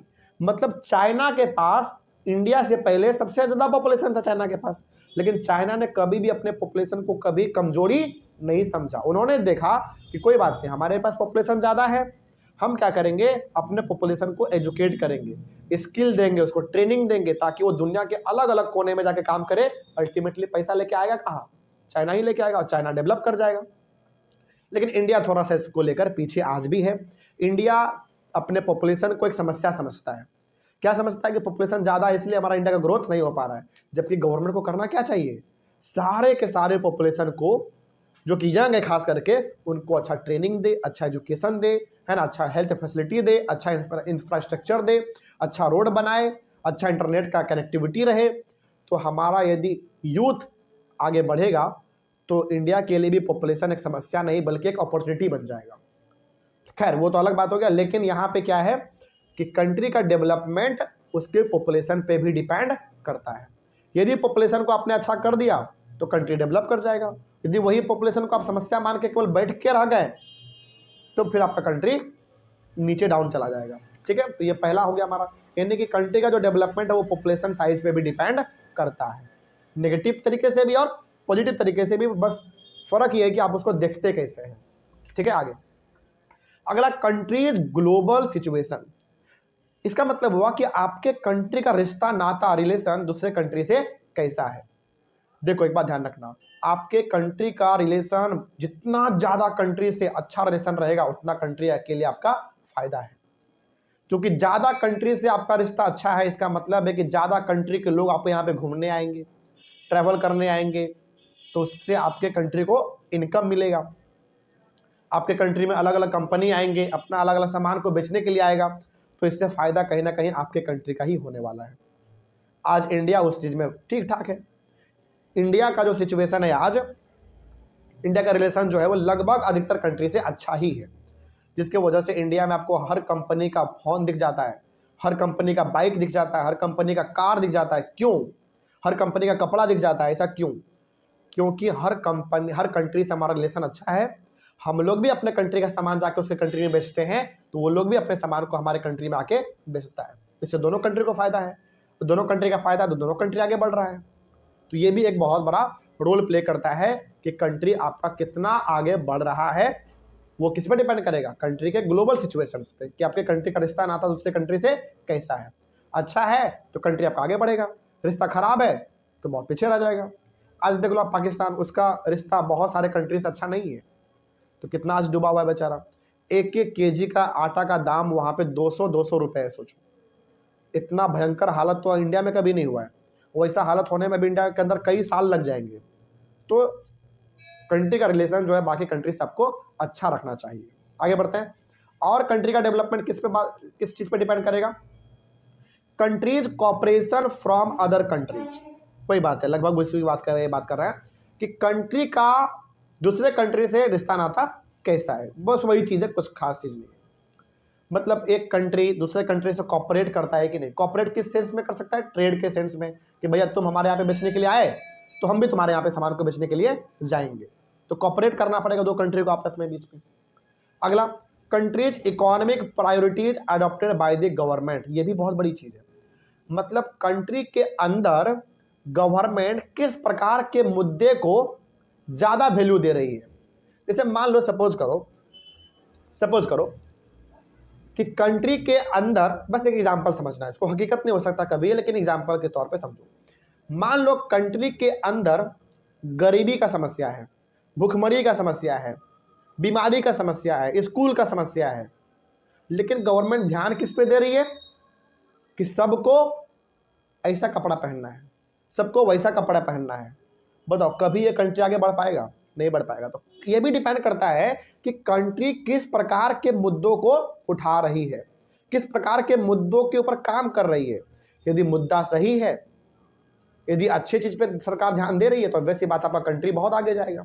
लेकिन छोटे मोटे चीज में आप फंस के रह जाओगे तो फिर कंट्री कभी भी आगे नहीं बढ़ पाएगा। वही चीज यहाँ पे है। तो ये इन 4 बातों पर डिपेंड करता है कि उस कंट्री का डेवलपमेंट कितना ज़्यादा होगा और कितना ज़्यादा नहीं होगा। कोई दिक्कत इसमें? तरीके और भी कई सारे हैं, पर कैपिटा इनकम वगैरह भी आ जाता है हमारा, तो वो सब अलग चीज़ हो जाता है, लेकिन सिविक्स में आपको ये 4 बातें ध्यान रखने हैं। नेक्स्ट टॉपिक है हमारा reduction of inequality and poverty. तो इसको हम लोग अपने अगले क्लास में कवर करते हैं। मेरे हिसाब से आज बहुत हो गया है, यहाँ तक कोई दिक्कत? पहले आप ये बताओ, समझ में आया सब कुछ? तो 1-2 टॉपिक मेरे हिसाब से और बच रहा है, उसको हम लोग अपने अगले क्लास में कवर करके चैप्टर भी हमारा खत्म हो जाएगा। तो मिलते हैं हम लोग अपने अगले क्लास में। Thank you very much. Next topic discuss करना है हम लोगों को reduction of inequality and poverty. ये हम लोगों ने अपने पिछले क्लास में यहाँ तक कंप्लीट करके रखा था। तो हमारा जो चैप्टर है वो चैप्टर है हमारा आउटकम्स ऑफ डेमोक्रेसी, यानी कि डेमोक्रेसी का क्या क्या आउटकम हो सकता है, डेमोक्रेसी का क्या क्या रिजल्ट हो सकता है, ये हम लोग डिस्कस कर रहे हैं अपने चैप्टर को। सबसे पहला जो हमारा टॉपिक था वो था how do we assess democracies outcomes. इसके अंदर हम लोगों ने डिस्कस कर लिया था। फिर था हमारा accountable, responsive and legitimate government, ये भी हम लोग डिस्कस कर चुके थे, जिसमें हमने समझा था कि अकाउंटेबल गवर्नमेंट क्या होता है, फिर रिस्पॉन्सिव गवर्नमेंट क्या होता है और लेजिटिमेट गवर्नमेंट क्या होता है, ये सब कुछ हम लोग जान चुके थे। फिर हम लोगों ने बात किया था कि डेमोक्रेटिक गवर्नमेंट और नॉन डेमोक्रेटिक गवर्नमेंट में क्या डिफरेंस है। और ध्यान रखिएगा इस बात को आप कि ये जो डिफरेंस यहाँ पे हमने लिखा है, ये डिफरेंस सीबीएसई में बिल्कुल एकदम हॉट क्वेश्चन के तौर पे आ सकता है। मतलब ये क्वेश्चन पूछा ही जा सकता है, क्योंकि ये बेसिक क्वेश्चन है और ये मतलब एक्सपेक्टेड क्वेश्चन है, आ सकता है। जिसमें लगभग हमने 7-8 डिफरेंस हमने आपको बताए थे, जिसमें से कम आपको 5 तो याद रखना ही है। नेक्स्ट है हमारा, नेक्स्ट था इकोनॉमिक ग्रोथ एंड डेवलपमेंट। ये भी हम लोग डिस्कस कर चुके थे कि इसमें हम लोगों ने बेसिकली बात किया था कि कंट्री का जो डेवलपमेंट है वो किन बातों पर डिपेंड करता है, तो हम लोग जान चुके थे।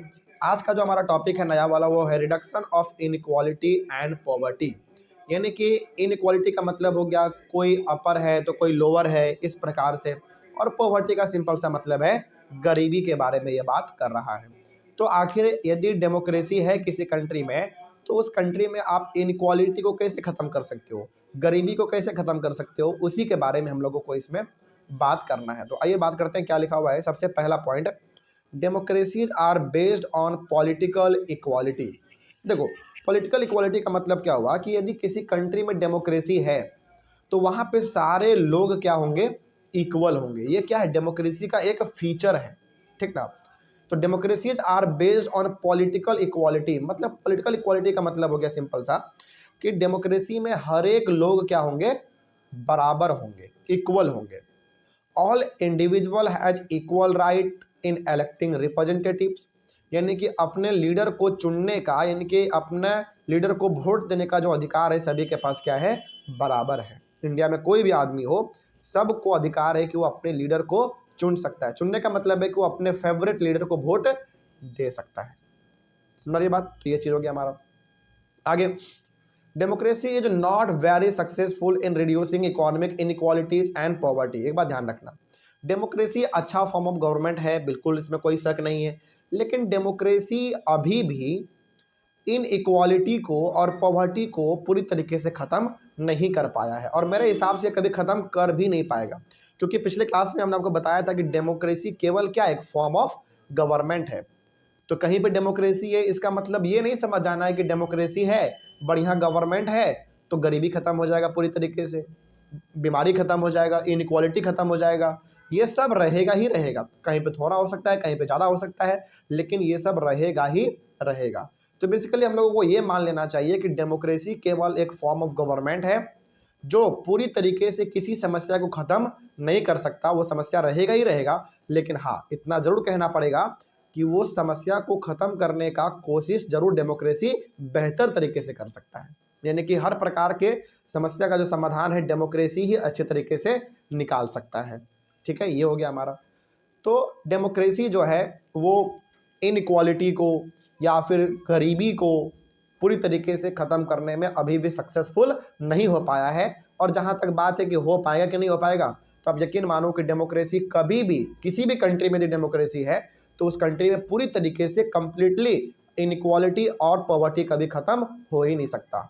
यानी कि हर प्रकार के कंट्री का जो है ना, ये एक समस्या होता है कि वहाँ पे इनइक्वालिटी थोड़ा बहुत होगा ही होगा, गरीबी होगा ही होगा, चाहे आप कितना ही बढ़िया गवर्नमेंट क्यों ना वहाँ पे ला दो। ठीक है ना, आगे बढ़ते हैं। तो खैर ऐसा क्यों है, थोड़ा सा ये बात करते हैं कि डेमोक्रेसी में इनक्वालिटी और गरीबी क्यों देखने को मिलता है, हम लोगों को बात करते हैं। पहला point, A small number of ultra rich citizens of the country enjoy a huge share of wealth and income। सबसे पहला जो दिक्कत दिखता है हम लोगों को डेमोक्रेसी के अंदर वो ये कि कंट्री के अंदर कुछ ऐसे लोग होते हैं, कुछ ऐसे फैमिली होते हैं जो कि रिच नहीं होते हैं बल्कि वो अल्ट्रा रिच होते हैं, मतलब काफ़ी ज़्यादा अमीर होते हैं। ये बात कर रहा है हमारे इंडिया के अंदर बड़े बड़े बिजनेस क्लास के बारे में। एग्जाम्पल, अंबानी, अडानी, टाटा, बिरला, इन्फोसिस, विप्रो, है ना, ये सब के बारे में बात कर रहा है। मतलब इंडिया में हमारा क्या डेमोक्रेसी है, लेकिन इंडिया के अंदर सबसे ज़्यादा पैसा, सबसे ज़्यादा इनकम, वेल्थ किसी के पास है तो कुछ लोगों के पास ही है जो कि सबसे ज़्यादा इनकम अपने पास होल्ड करते हैं। वो हमारे कौन है, इंडिया के अल्ट्रा रिच सिटीजन है। एग्जाम्पल हमने दिया आपको, सारे बड़े बड़े बिजनेस हाउसेस जितने भी इंडिया में है वो सारे हमारे इसी कैटेगरी में आते हैं। तो ये पहला चीज़ हो गया हमारा। देखो मतलब ये क्या है कि कुछ इंसान के पास पैसा इतना ज़्यादा है, इतना ज़्यादा है कि कंट्री का आधा से ज़्यादा इनकम, आधा से ज़्यादा पैसा उसी के पास है, लेकिन जो 99.99% पॉपुलेशन है उसके पास पैसा बहुत ही कम है। तो क्या ये इनइक्वालिटी है कि नहीं है? बिल्कुल इनइक्वालिटी है, बराबरी तो यहाँ पे दिख ही नहीं रहा हम लोगों को। आगे अगला क्या है, their share in the total income of the country has been increasing, यानी कि कंट्री में अमीर आदमी का पैसा लगातार बढ़ता ही जा रहा है लेकिन गरीबों का कोई डेवलपमेंट नहीं हो पा रहा है। मतलब अमीर अमीर होता जा रहा है और गरीब गरीब होता जा रहा है। तो ये भी एक समस्या हम लोगों को देखने को मिलता है डेमोक्रेसी के अंदर। आगे, those citizens who are at the bottom of the society can not enjoy a huge share of wealth and income. मतलब हमारे कंट्री में अपर कास्ट का कहानी, लोअर कास्ट का कहानी, अमीर का कहानी, गरीब का कहानी, ये नया नहीं है, बहुत पुराना है। तो हमारे इंडिया के अंदर बात करें कि जो हमारे सोसाइटी में सबसे बॉटम पे हैं, बॉटम का मतलब होगा गरीब लोग या फिर लोअर कास्ट के लोग, ये लोग कभी भी ज़्यादा वेल्थ का, ज़्यादा इनकम का बेनिफिट उठा ही नहीं पाते हैं। कहने का मतलब है कि इन लोगों के पास कभी उतना ज़्यादा पैसा आ ही नहीं पाता है। यदि ये लोग आना भी चाहते हैं तो बड़े पावरफुल जो लोग हैं उनको ये लोग दबा देते हैं, नीचे बिठा देते हैं, है कि नहीं? ये चीज़ है। तो ये भी एक समस्या डेमोक्रेसी में दिखता है। तो ये जो हम आपको बता रहे हैं वो बस हम आपको ये बता रहे हैं कि डेमोक्रेसी ही क्यों ना हो किसी कंट्री में, लेकिन वहाँ पे गरीबी, इनइक्वालिटी वो पूरी तरीके से ख़त्म नहीं कर सकता। लेकिन हाँ, उसको ठीक करने के लिए सबसे बेस्ट सॉल्यूशन यदि कोई गवर्नमेंट निकाल सकता है तो वो डेमोक्रेसी ही निकाल सकता है, लेकिन ख़त्म पूरी तरीके से नहीं कर सकता। ठीक है, आगे। तो जो हमारे इंडिया में बॉटम पे है उन लोगों को और समस्या होता है, वो लोग कभी भी अपने गरीबी से ऊपर निकल ही नहीं पाते हैं। आगे आगे, their share in the total income of the country has been declining, यानी कि अमीरों का जो इनकम है कंट्री के अंदर वो बढ़ता ही जा रहा है और गरीबों का जो इनकम है कंट्री के अंदर वो घटता ही जा रहा है। यानी कि अमीर अमीर होता जा रहा है और गरीब गरीब होता चला जा रहा है। Sometimes they find it difficult to meet their basic needs of life such as food, clothing, housing, education and health. यहाँ तक कि कई बार तो उनका हालत इतना ख़राब हो जाता है कि वो लोग अपने डेली बेसिक नीड को भी पूरा नहीं कर पाते हैं। एग्जाम्पल, खाना, कपड़ा, रहने के लिए घर तक नहीं होता, एजुकेशन तो दूर दूर तक नज़र नहीं आता और अच्छे हेल्थ फैसिलिटी को तो वो लोग सपने में भी नहीं सोच सकते हैं। तो इतना ज़्यादा हालत कभी उनका ख़राब भी हो जाता है।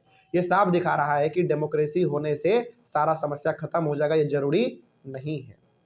समझ रही है बात? तो समस्या तो रहना ही है चाहे कोई भी गवर्नमेंट क्यों ना हो।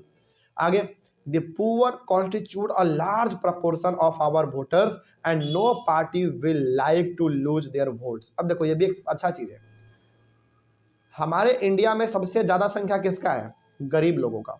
अमीर तो बहुत कम लोग हैं, ज़्यादातर इंडिया में कैसे लोग हैं? गरीब लोग हैं, क्योंकि हमारा कंट्री आज बहुत डेवलप भी नहीं किया अभी तक। तो इंडिया में सबसे ज़्यादा नंबर किसी का है तो वो गरीब लोगों का है। और किसी भी पार्टी को सबसे ज़्यादा वोट यदि मिलता है तो किसका मिलता है? गरीबों का ही मिलता है। लेकिन वही पार्टी जब पावर में आ जाती है तो गरीबों के बारे में सोचता भी नहीं है।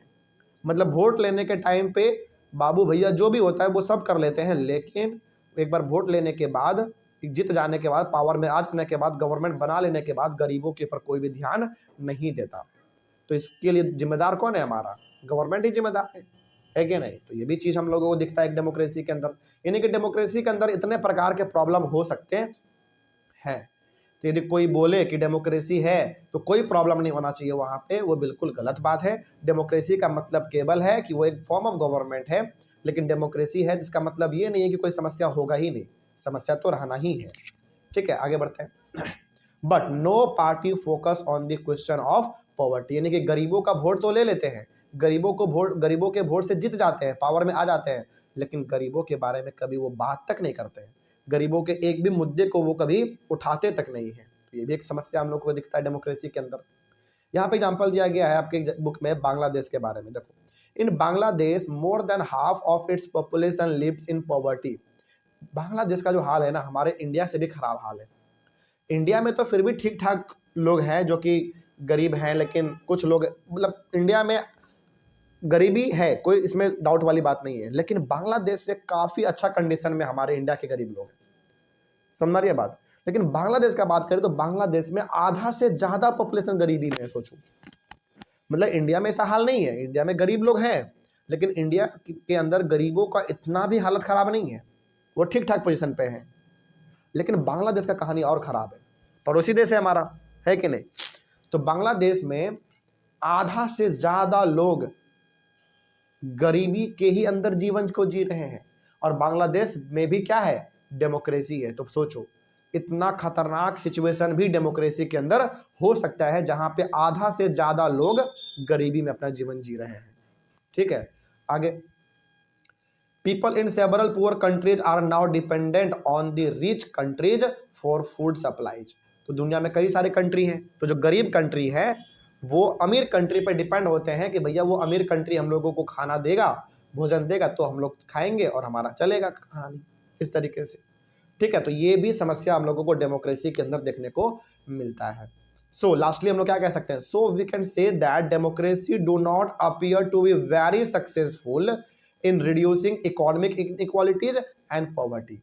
तो हम लोग यहाँ पे अल्टीमेटली लास्ट में ये कह सकते हैं कि डेमोक्रेसी जो है आज तक गरीबी को, इनइक्वालिटी को खत्म करने में सक्सेसफुल नहीं हो पाया है।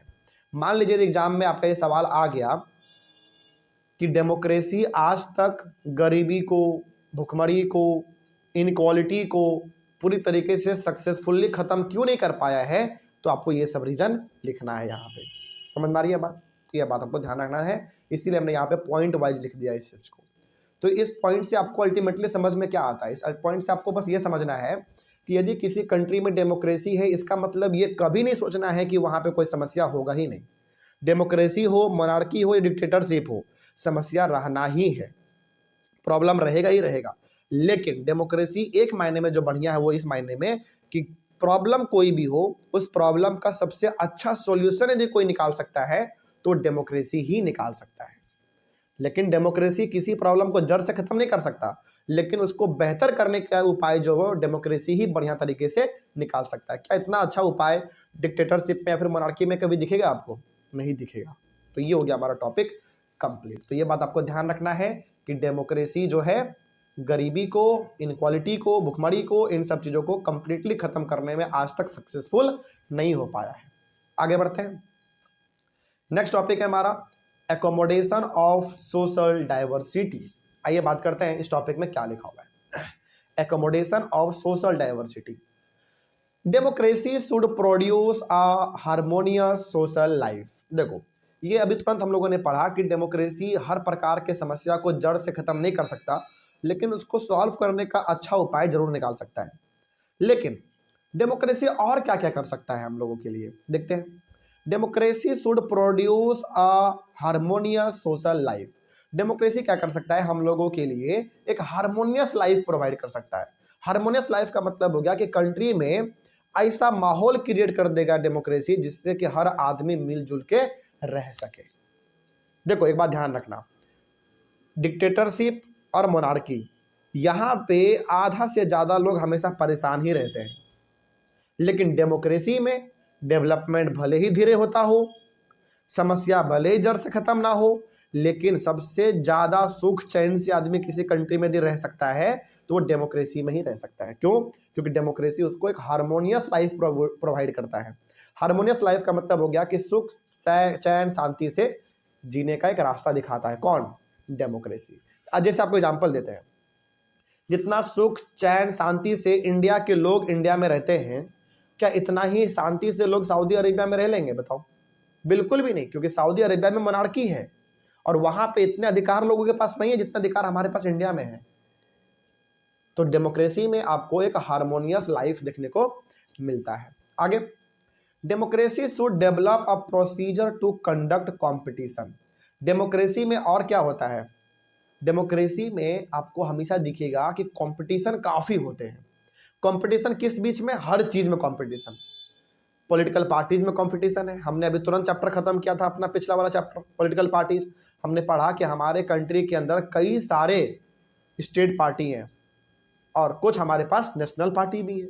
इन सभी के बीच में कंपटीशन है। लेकिन क्या लगता है आपको कि डिक्टेटरशिप में या फिर मोनार्की में कंपटीशन आपको दिखेगा? नहीं दिखेगा। जो पावरफुल होगा वहां पे वही हमेशा जीतेगा। लेकिन डेमोक्रेसी यदि है तो वहां पे कंपटीशन आपको हमेशा देखने को मिलेगा, हर फील्ड में। जैसे पॉलिटिकल पार्टीज में कंपटीशन है, स्कूल्स में कंपटीशन है, कॉलेज में कंपटीशन, मतलब हर चीज में कंपटीशन आपको डेमोक्रेसी में देखने को मिलेगा। ऐसा क्यों है? क्योंकि डेमोक्रेसी में हर किसी को अधिकार है अपने पार्टी को बनाने का, अपने विचार को रखने का, हर काम को करने का अधिकार होता है डेमोक्रेसी में। तो डेमोक्रेसी आपको एक हार्मोनियस लाइफ देता है, डेमोक्रेसी में कंपटीशन देखने को मिलता है, और यही सारा जो फीचर है वो कहीं ना कहीं आपको डिक्टेटरशिप और मोनार्की में देखने को नहीं मिलता है। ठीक है, आगे, no society can fully and permanently resolve conflicts among different social groups. अब देखो, कोई भी कंट्री क्यों ना हो, मोनार्की वाला हो, डिक्टेटरशिप वाला हो या फिर डेमोक्रेसी वाला हो, कोई भी कंट्री अपने यहाँ पे पूरी तरीके से लड़ाई झगड़े को खत्म नहीं कर सकता। देखो वही लिखा हुआ है यहाँ पे कि no society can fully and permanently resolve conflicts among different social groups. यानी कि कोई भी कंट्री हो, लोग आपस में लड़ते ही झगड़ते हैं, लेकिन उस लड़ाई झगड़ा को सॉल्व करने का सबसे बेटर ऑप्शन किसके पास होता है बताओ? डेमोक्रेसी के पास होता है। क्यों? इसका एग्जांपल समझ दो आप। जैसे यहाँ पे ना आपको एक एग्जांपल देते हैं सऊदी अरबिया का। ठीक है, सऊदी अरबिया में क्या होता है, सऊदी अरबिया में मोनार्की वाला सिस्टम है, वहां पे राजा रूल करते हैं। ध्यान से समझना इस चीज को। सऊदी अरबिया में क्या होता है कि मान लो यदि किसी व्यक्ति से कोई गंभीर अपराध हो जाता है, मान लो सपोज करो कि एक व्यक्ति क्या किया, सपोज करो एक व्यक्ति ट्रक चला रहा था और वो ट्रक का ब्रेक फेल हो गया मान लो, और उस ट्रक ने क्या किया, आगे एक बस था, उस बस में 50 लोग थे मान लो, उस बस को पीछे से टक्कर मार दिया। सिचुएशन क्या है, सऊदी अरबिया में एक ड्राइवर है जो ट्रक चला रहा है, ट्रक पूरा लोड है, बहुत भारी ट्रक है, उसका ब्रेक फेल हो गया मान लो, और ट्रक के आगे एक बस है जिसमें 50 लोग बैठे हुए हैं। ट्रक वाले ने क्या किया, बस वाले को धक्का मार दिया और 50 के 50 लोग मर गए मान लो, ऐसा हो गया। तो अगला दिन क्या होगा, उस बस ड्राइवर को पकड़ा जाएगा यदि बहुत ही गंभीर अपराध है, मतलब यदि जानबूझ के वो किया है तब। यदि ब्रेक फेल हो गया तब तो वहां पे भी प्रोसीजर है, ऐसा बात नहीं है कि सीधा उठाए गला काट दिया, ऐसा नहीं होता वहां पे भी। मतलब यदि ब्रेक फेल हो गया तब तो उसको लीगली जाना पड़ेगा। लेकिन मान लो यदि थोड़ा बहुत वो जानबूझ के ऐसा किया होगा तो क्या होगा, उसको अगले ही दिन उसका गला काट दिया जाएगा। वहां पे ऐसा कहानी है। हमारे इंडिया में क्या है, वही सेम कहानी लेते हैं। मान लो एक आदमी है जिन्होंने जानबूझ के ही क्या किया, ट्रक से बस वाले को धक्का मार दिया, 50 लोग मर गए मान लो। तो हमारे इंडिया में उस आदमी को पकड़ के सीधा नहीं काटा जाएगा, उसका गर्दन नहीं उड़ाया जाएगा, उसको भी इज्जत से कोर्ट लेकर आना होगा, पूरा प्रोसेस फॉलो करना होगा। तो बताओ ज्यादा अच्छा आपको मामले को सॉल्व करने का तरीका कहां पे नजर आया, सऊदी अरबिया में, इंडिया में? इंडिया में। क्योंकि यहाँ इंडिया में क्या है ना, हम लोग अपराधी को भी बहुत इज्जत देते हैं। समझ में आ रही है बात? जैसे आपको ना एक लाइव एग्जांपल बताते हैं। मुंबई में जब ताज होटल पे अटैक हुआ था, उसके ऊपर एक मूवी भी है ना। मतलब मुंबई में ताज होटल पर जब अटैक हुआ था, वो अटैकर कहाँ से आए थे? पाकिस्तान से आए थे। नाम सुना होगा शायद आप लोगों ने, अजमल कसाब। अजमल कसाब वो लड़का था जो 2-3 लोग उसके साथ और आए थे पाकिस्तान से, और जाके ताज होटल पे अटैक किया। और उस ताज होटल के अटैक में कई सारे लोग मारे गए थे, पुलिस भी मारे गए थे, सिविलियंस भी मारे गए थे। लेकिन जब वो कसाब को पकड़ा गया इंडियन पुलिस के द्वारा, खास करके मुंबई पुलिस के द्वारा जब पकड़ा गया उनको, तो उनके साथ भी काफ़ी लंबे दिन तक हमारे गवर्नमेंट ने अच्छा बर्ताव किया है। सोचो, मतलब दूसरे कंट्री का टेररिस्ट इंडिया में आके ताज होटल के अंदर काफ़ी बड़े बड़े बिजनेसमैन लोगों को मार दिया, सिविलियंस को मार दिया, कई सारे पुलिसमैन को मार दिया, इसके बावजूद हम लोग उसके साथ सही तरीके से बर्ताव कर रहे हैं। और ये चीज़ केवल और केवल आपको डेमोक्रेसी में ही देखने को मिल सकता। यही यदि कहानी सऊदी अरबिया में होता या फिर चाइना वगैरह कहीं पे भी होता तो उसको एक ही मिनट के अंदर गर्दन उसका उड़ा दिया जाता। हालांकि इंडिया के अंदर भी उसको फांसी मिला, लेकिन काफ़ी दिन के बाद फांसी मिला, एक प्रोसीजर को फॉलो किया गया, डिबेट हुआ, डिस्कशन हुआ, फिर उसको फांसी मिला। तो ये मतलब किसी प्रकार का झगड़ा हो, लड़ाई झगड़ा हो, कुछ भी हो, कोई भी कहानी हो, कोई भी मामला हो, उसको सॉल्व करने का बेटर ऑप्शन किसके पास होता है? डेमोक्रेसी के पास ही होता है। ठीक है ना, आगे बढ़ते हैं। To accommodate social diversities democracy must fulfil some basic conditions which are as follows. Accommodate का मतलब होता है, देखो हमारे इंडिया में क्या डाइवर्सिटी नहीं है ये बताओ? डाइवर्सिटी का मतलब होता है अलग अलग चीज़ों का होना। क्या हमारे इंडिया में अलग अलग धर्म नहीं है? बिल्कुल है। अलग अलग भाषा बोले जाते हैं, अलग अलग कल्चर है, अलग लैंग्वेज है, अलग पहनावा है, अलग खान पान है, सब कुछ अपना अलग है। तो इन सबको हम लोग क्या करते हैं? एक साथ लेके चलते हैं, इसी को कहते हैं एकोमोडेट। एकोमोडेट का मतलब हो गया कि इंडिया में हर प्रकार के चीज़ है, अलग अलग है, सबका भाषा अलग है, धर्म अलग है, जाति अलग है, इसके बावजूद हम लोग सबको एक साथ लेके आगे बढ़ते हैं। ठीक है, अब वही बात यहाँ पे लिखा हुआ है कि आखिर डेमोक्रेसी ऐसा कैसे कर पाता है, आइए बात करते हैं। यानी कि सोशल डाइवर्सिटीज को कैसे एकोमोडेट किया जाता है डेमोक्रेसी के अंदर, कैसे साथ में लेके चला जाता है, आइए बात करते हैं। सबसे पहला, first, it is necessary to understand that democracy is not simply rule by majority opinion. देखो यहाँ पे क्या बोला गया है कि ऐसा नहीं है कि डेमोक्रेसी है तो हमेशा कंट्री में उसी का गवर्नमेंट होगा जिसका संख्या सबसे ज़्यादा है। समझ में आ रही है बात? मतलब डेमोक्रेसी में पावर, डेमोक्रेसी के अंदर उसको भी आने का पावर में मौका मिलता है जिसका कंट्री में संख्या क्या है? कम है।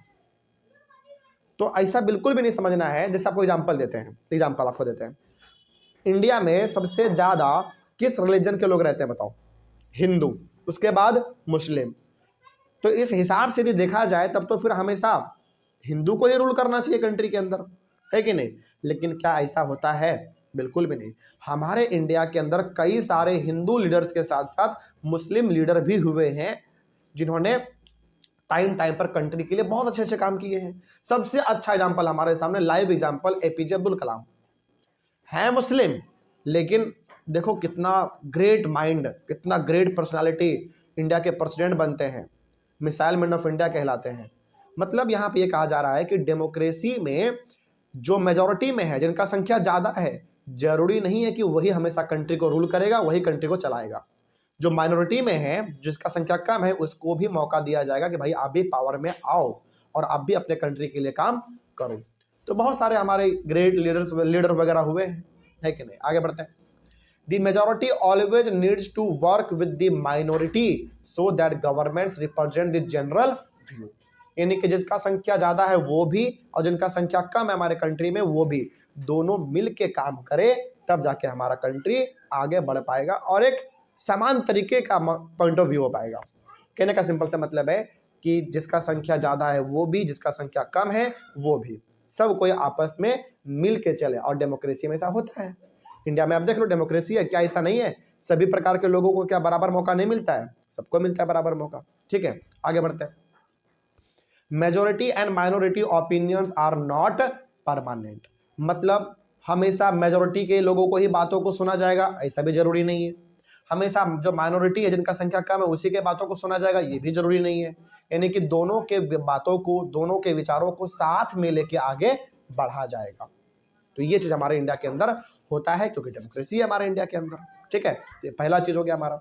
मतलब इतना ज़्यादा डाइवर्सिटी होने के बावजूद भी इंडिया में सबको हम लोग साथ में लेके चलते हैं कि कोई पीछे ना छूट जाए। ठीक है, तो ये केवल और केवल डेमोक्रेसी में ही हो सकता है। मोनार्की और डिक्टेटरशिप में इसका आप उम्मीद भी नहीं कर सकते हैं। नेक्स्ट, सेकंड क्या है? देखो second, it is also necessary that rule by majority does not become rule by majority community in terms of religion, linguistic group etcetera. वही बात हमने जो कहा यहाँ पे कि यदि किसी का संख्या ज़्यादा है कंट्री में, किसी का मतलब किसी रिलीजन का संख्या यदि ज़्यादा है या फिर किसी भाषा बोलने वाले लोगों का संख्या ज़्यादा है, तो जरूरी नहीं है कि उसी का हमेशा बात माना जाए, वही हमेशा गवर्नमेंट में रहेंगे, ऐसा जरूरी बिल्कुल भी नहीं है। आगे, rule by majority means that in case of every decision or in case of every election, different persons and groups may and can form a majority.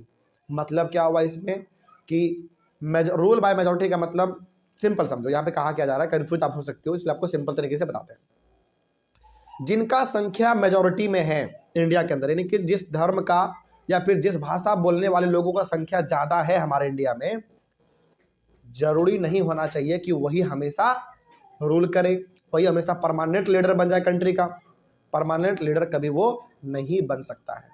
यानी कि जो लोग माइनॉरिटी में हैं, जिनका संख्या कम है, वो भी पावर में आ सकते हैं, उनको भी बराबर मौका दिया जाए। यही चीज़ यहाँ पे कहा गया है। समझ में आ रही है बात? तो हमारे इंडिया में कई बार ऐसे हुए हैं कि बड़े बड़े लीडर आए हैं और सबको साथ में लेके चले हैं। और क्यों ऐसा हो पाता है? क्योंकि इंडिया में डेमोक्रेसी है। यदि नहीं होता तो आप हमेशा देखते कि यहाँ पे हमेशा कौन रूल करता? जो मेजोरिटी में है, जिनका संख्या ज़्यादा है। तो ये चीज़ आपको देखने को मिलता है। आगे, democracy remains democracy only if every citizen has a chance of being in majority at some point of time. मतलब डेमोक्रेसी तभी तक बना रहेगा, यानी कि डेमोक्रेसी तभी तक माना जाएगा जब तक माइनॉरिटी को भी मेजोरिटी में आने का मौका मिल जाए। कहने का मतलब हो गया कि जिस दिन मेजोरिटी केवल कंट्री को रूल करने लग गया, माइनॉरिटी को दबाया जाने लगा, उस दिन इंडिया में डेमोक्रेसी केवल नाम के लिए रह जाएगा, काम का डेमोक्रेसी नहीं रहेगा। सिंपली यहाँ पे कहा यही जा रहा है कि माइनॉरिटी को भी बराबर मौका मिलना चाहिए ताकि वो भी पावर में आ सके और अपने प्रकार के लोगों के लिए काम कर सके। ठीक है, तो ये भी टॉपिक हुआ हमारा कंप्लीट। तो ये 2 पॉइंट आपको तब याद रखना है, तब एग्जाम में लिखना है, जब बोला जाए कि डेमोक्रेसी के अंदर सोशल डाइवर्सिटीज को कैसे एकोमोडेट किया जाता है, यानी कि सबको कैसे साथ में लेकर चला जाता है। तो आपको ये 2 पॉइंट याद होना चाहिए, फर्स्ट और सेकेंड करके। ठीक है, चलिए नेक्स्ट और सबसे लास्ट टॉपिक हमारा इस चैप्टर का, टॉपिक का नाम है dignity and freedom of the citizens. अच्छा, जरा एक बात बताओ, हमने पहले भी बात किया था कल वाले क्लास में कि इंडिया में डेमोक्रेसी है, तो क्या डेमोक्रेसी के अंदर डिग्निटी है कि नहीं है? डिग्निटी का मतलब होता है हर इंसान का रेस्पेक्ट, हर इंसान का इज्जत, मर्यादा, मान, सम्मान। डेमोक्रेसी में होता है कि नहीं होता है? बिल्कुल होता है। और सबसे बड़ी बात, डेमोक्रेसी में फ्रीडम होता है कि नहीं होता है? बिल्कुल होता है भाई। डेमोक्रेसी के अंदर फ्रीडम ही तो एक चीज़ है जो कि बहुत इंपॉर्टेंट चीज़ है और सबको मिलता है। तो उसी के बारे में यहाँ पे हम लोग बात करेंगे। पहला point, democracy stands much superior to any other form of government in promoting dignity and freedom of the individual. मतलब डेमोक्रेसी के अंदर जितना लोगों के इज्जत का, मान, सम्मान, मर्यादा का, आज़ादी का ख्याल रखा जाता है डेमोक्रेसी के अंदर, उतना ज़्यादा किसी भी प्रकार के गवर्नमेंट में ख्याल नहीं रखा जाता है। जैसे मोनार्की में, डिक्टेटरशिप में आपके रिस्पेक्ट और धज्जी उड़ जाता है। आप छोटा सा भी गलती करोगे लोग आपको कूट देंगे। लेकिन इंडिया में क्या है, आप गलती भी करोगे फिर भी आपके साथ अच्छा बर्ताव करके आपको लीगल प्रोसीजर से गुजरना पड़ेगा, तब जाके आपको सजा मिलेगा, है ना। तो कहने का मतलब यह है कि डेमोक्रेसी के अंदर हर इंसान का इज्जत इंपॉर्टेंट है, रेस्पेक्ट इंपॉर्टेंट है, और हर इंसान के फ्रीडम को भी रेस्पेक्ट किया जाता है, वो भी इंपॉर्टेंट है।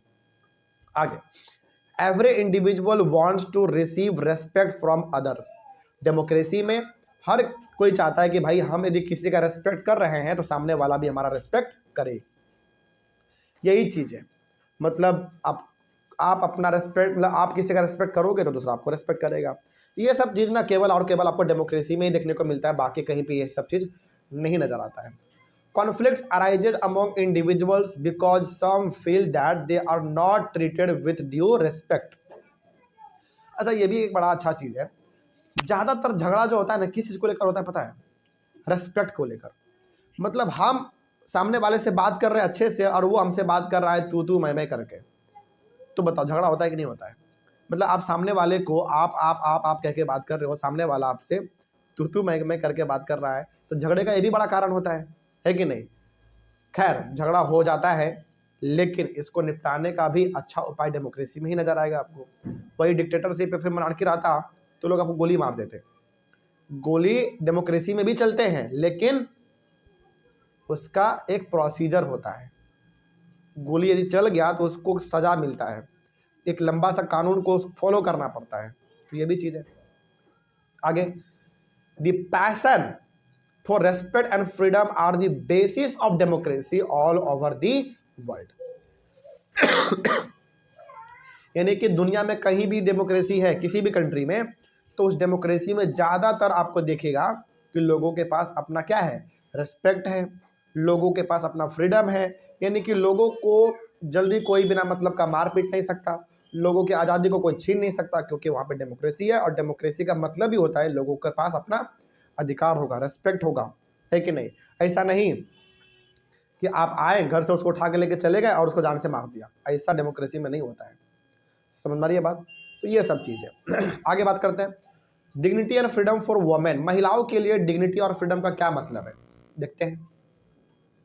डिग्निटी का सिंपल सा मतलब क्या हो गया, मान सम्मान, रेस्पेक्ट, इज्जत, मर्यादा, आप जो बोल लो सब सही है। और फ्रीडम का मतलब हो गया आज़ादी एक तरीके से। तो महिलाओं के लिए डिग्निटी और फ्रीडम का मतलब क्या है, देखो। Earlier most countries of the world were male dominated. पहले के बारे में यदि हम लोग बात करें तो इंडिया में, इंडिया ही नहीं लगभग पूरी दुनिया का बात करें तो पहले के टाइम पे हर कंट्री लगभग मेल डोमिनेटेड होता था। मतलब हर जगह पे आपको मेल का रोल दिखता था, फीमेल किसी भी रोल में आपको नजर आती ही नहीं थी। आज से 400-500 साल पहले के बारे में यदि हम लोग बात करें तो हर जगह पे, चाहे वो डॉक्टर हो, इंजीनियर हो, कुछ भी हो, हर जगह पर केवल मेल ही दिखते थे। यानी कि कंट्री जो था वो मेल चलाते थे, मेल डोमिनेटेड होता था पहले। लेकिन आज के टाइम पे क्या है बताओ, मेल प्लस फीमेल दोनों है। आज के टाइम पे हर फील्ड में महिलाएं भी हैं। वही बात यहाँ पे लिखा हुआ है कि but now most countries of the world treat women equally and provide all the rights to women.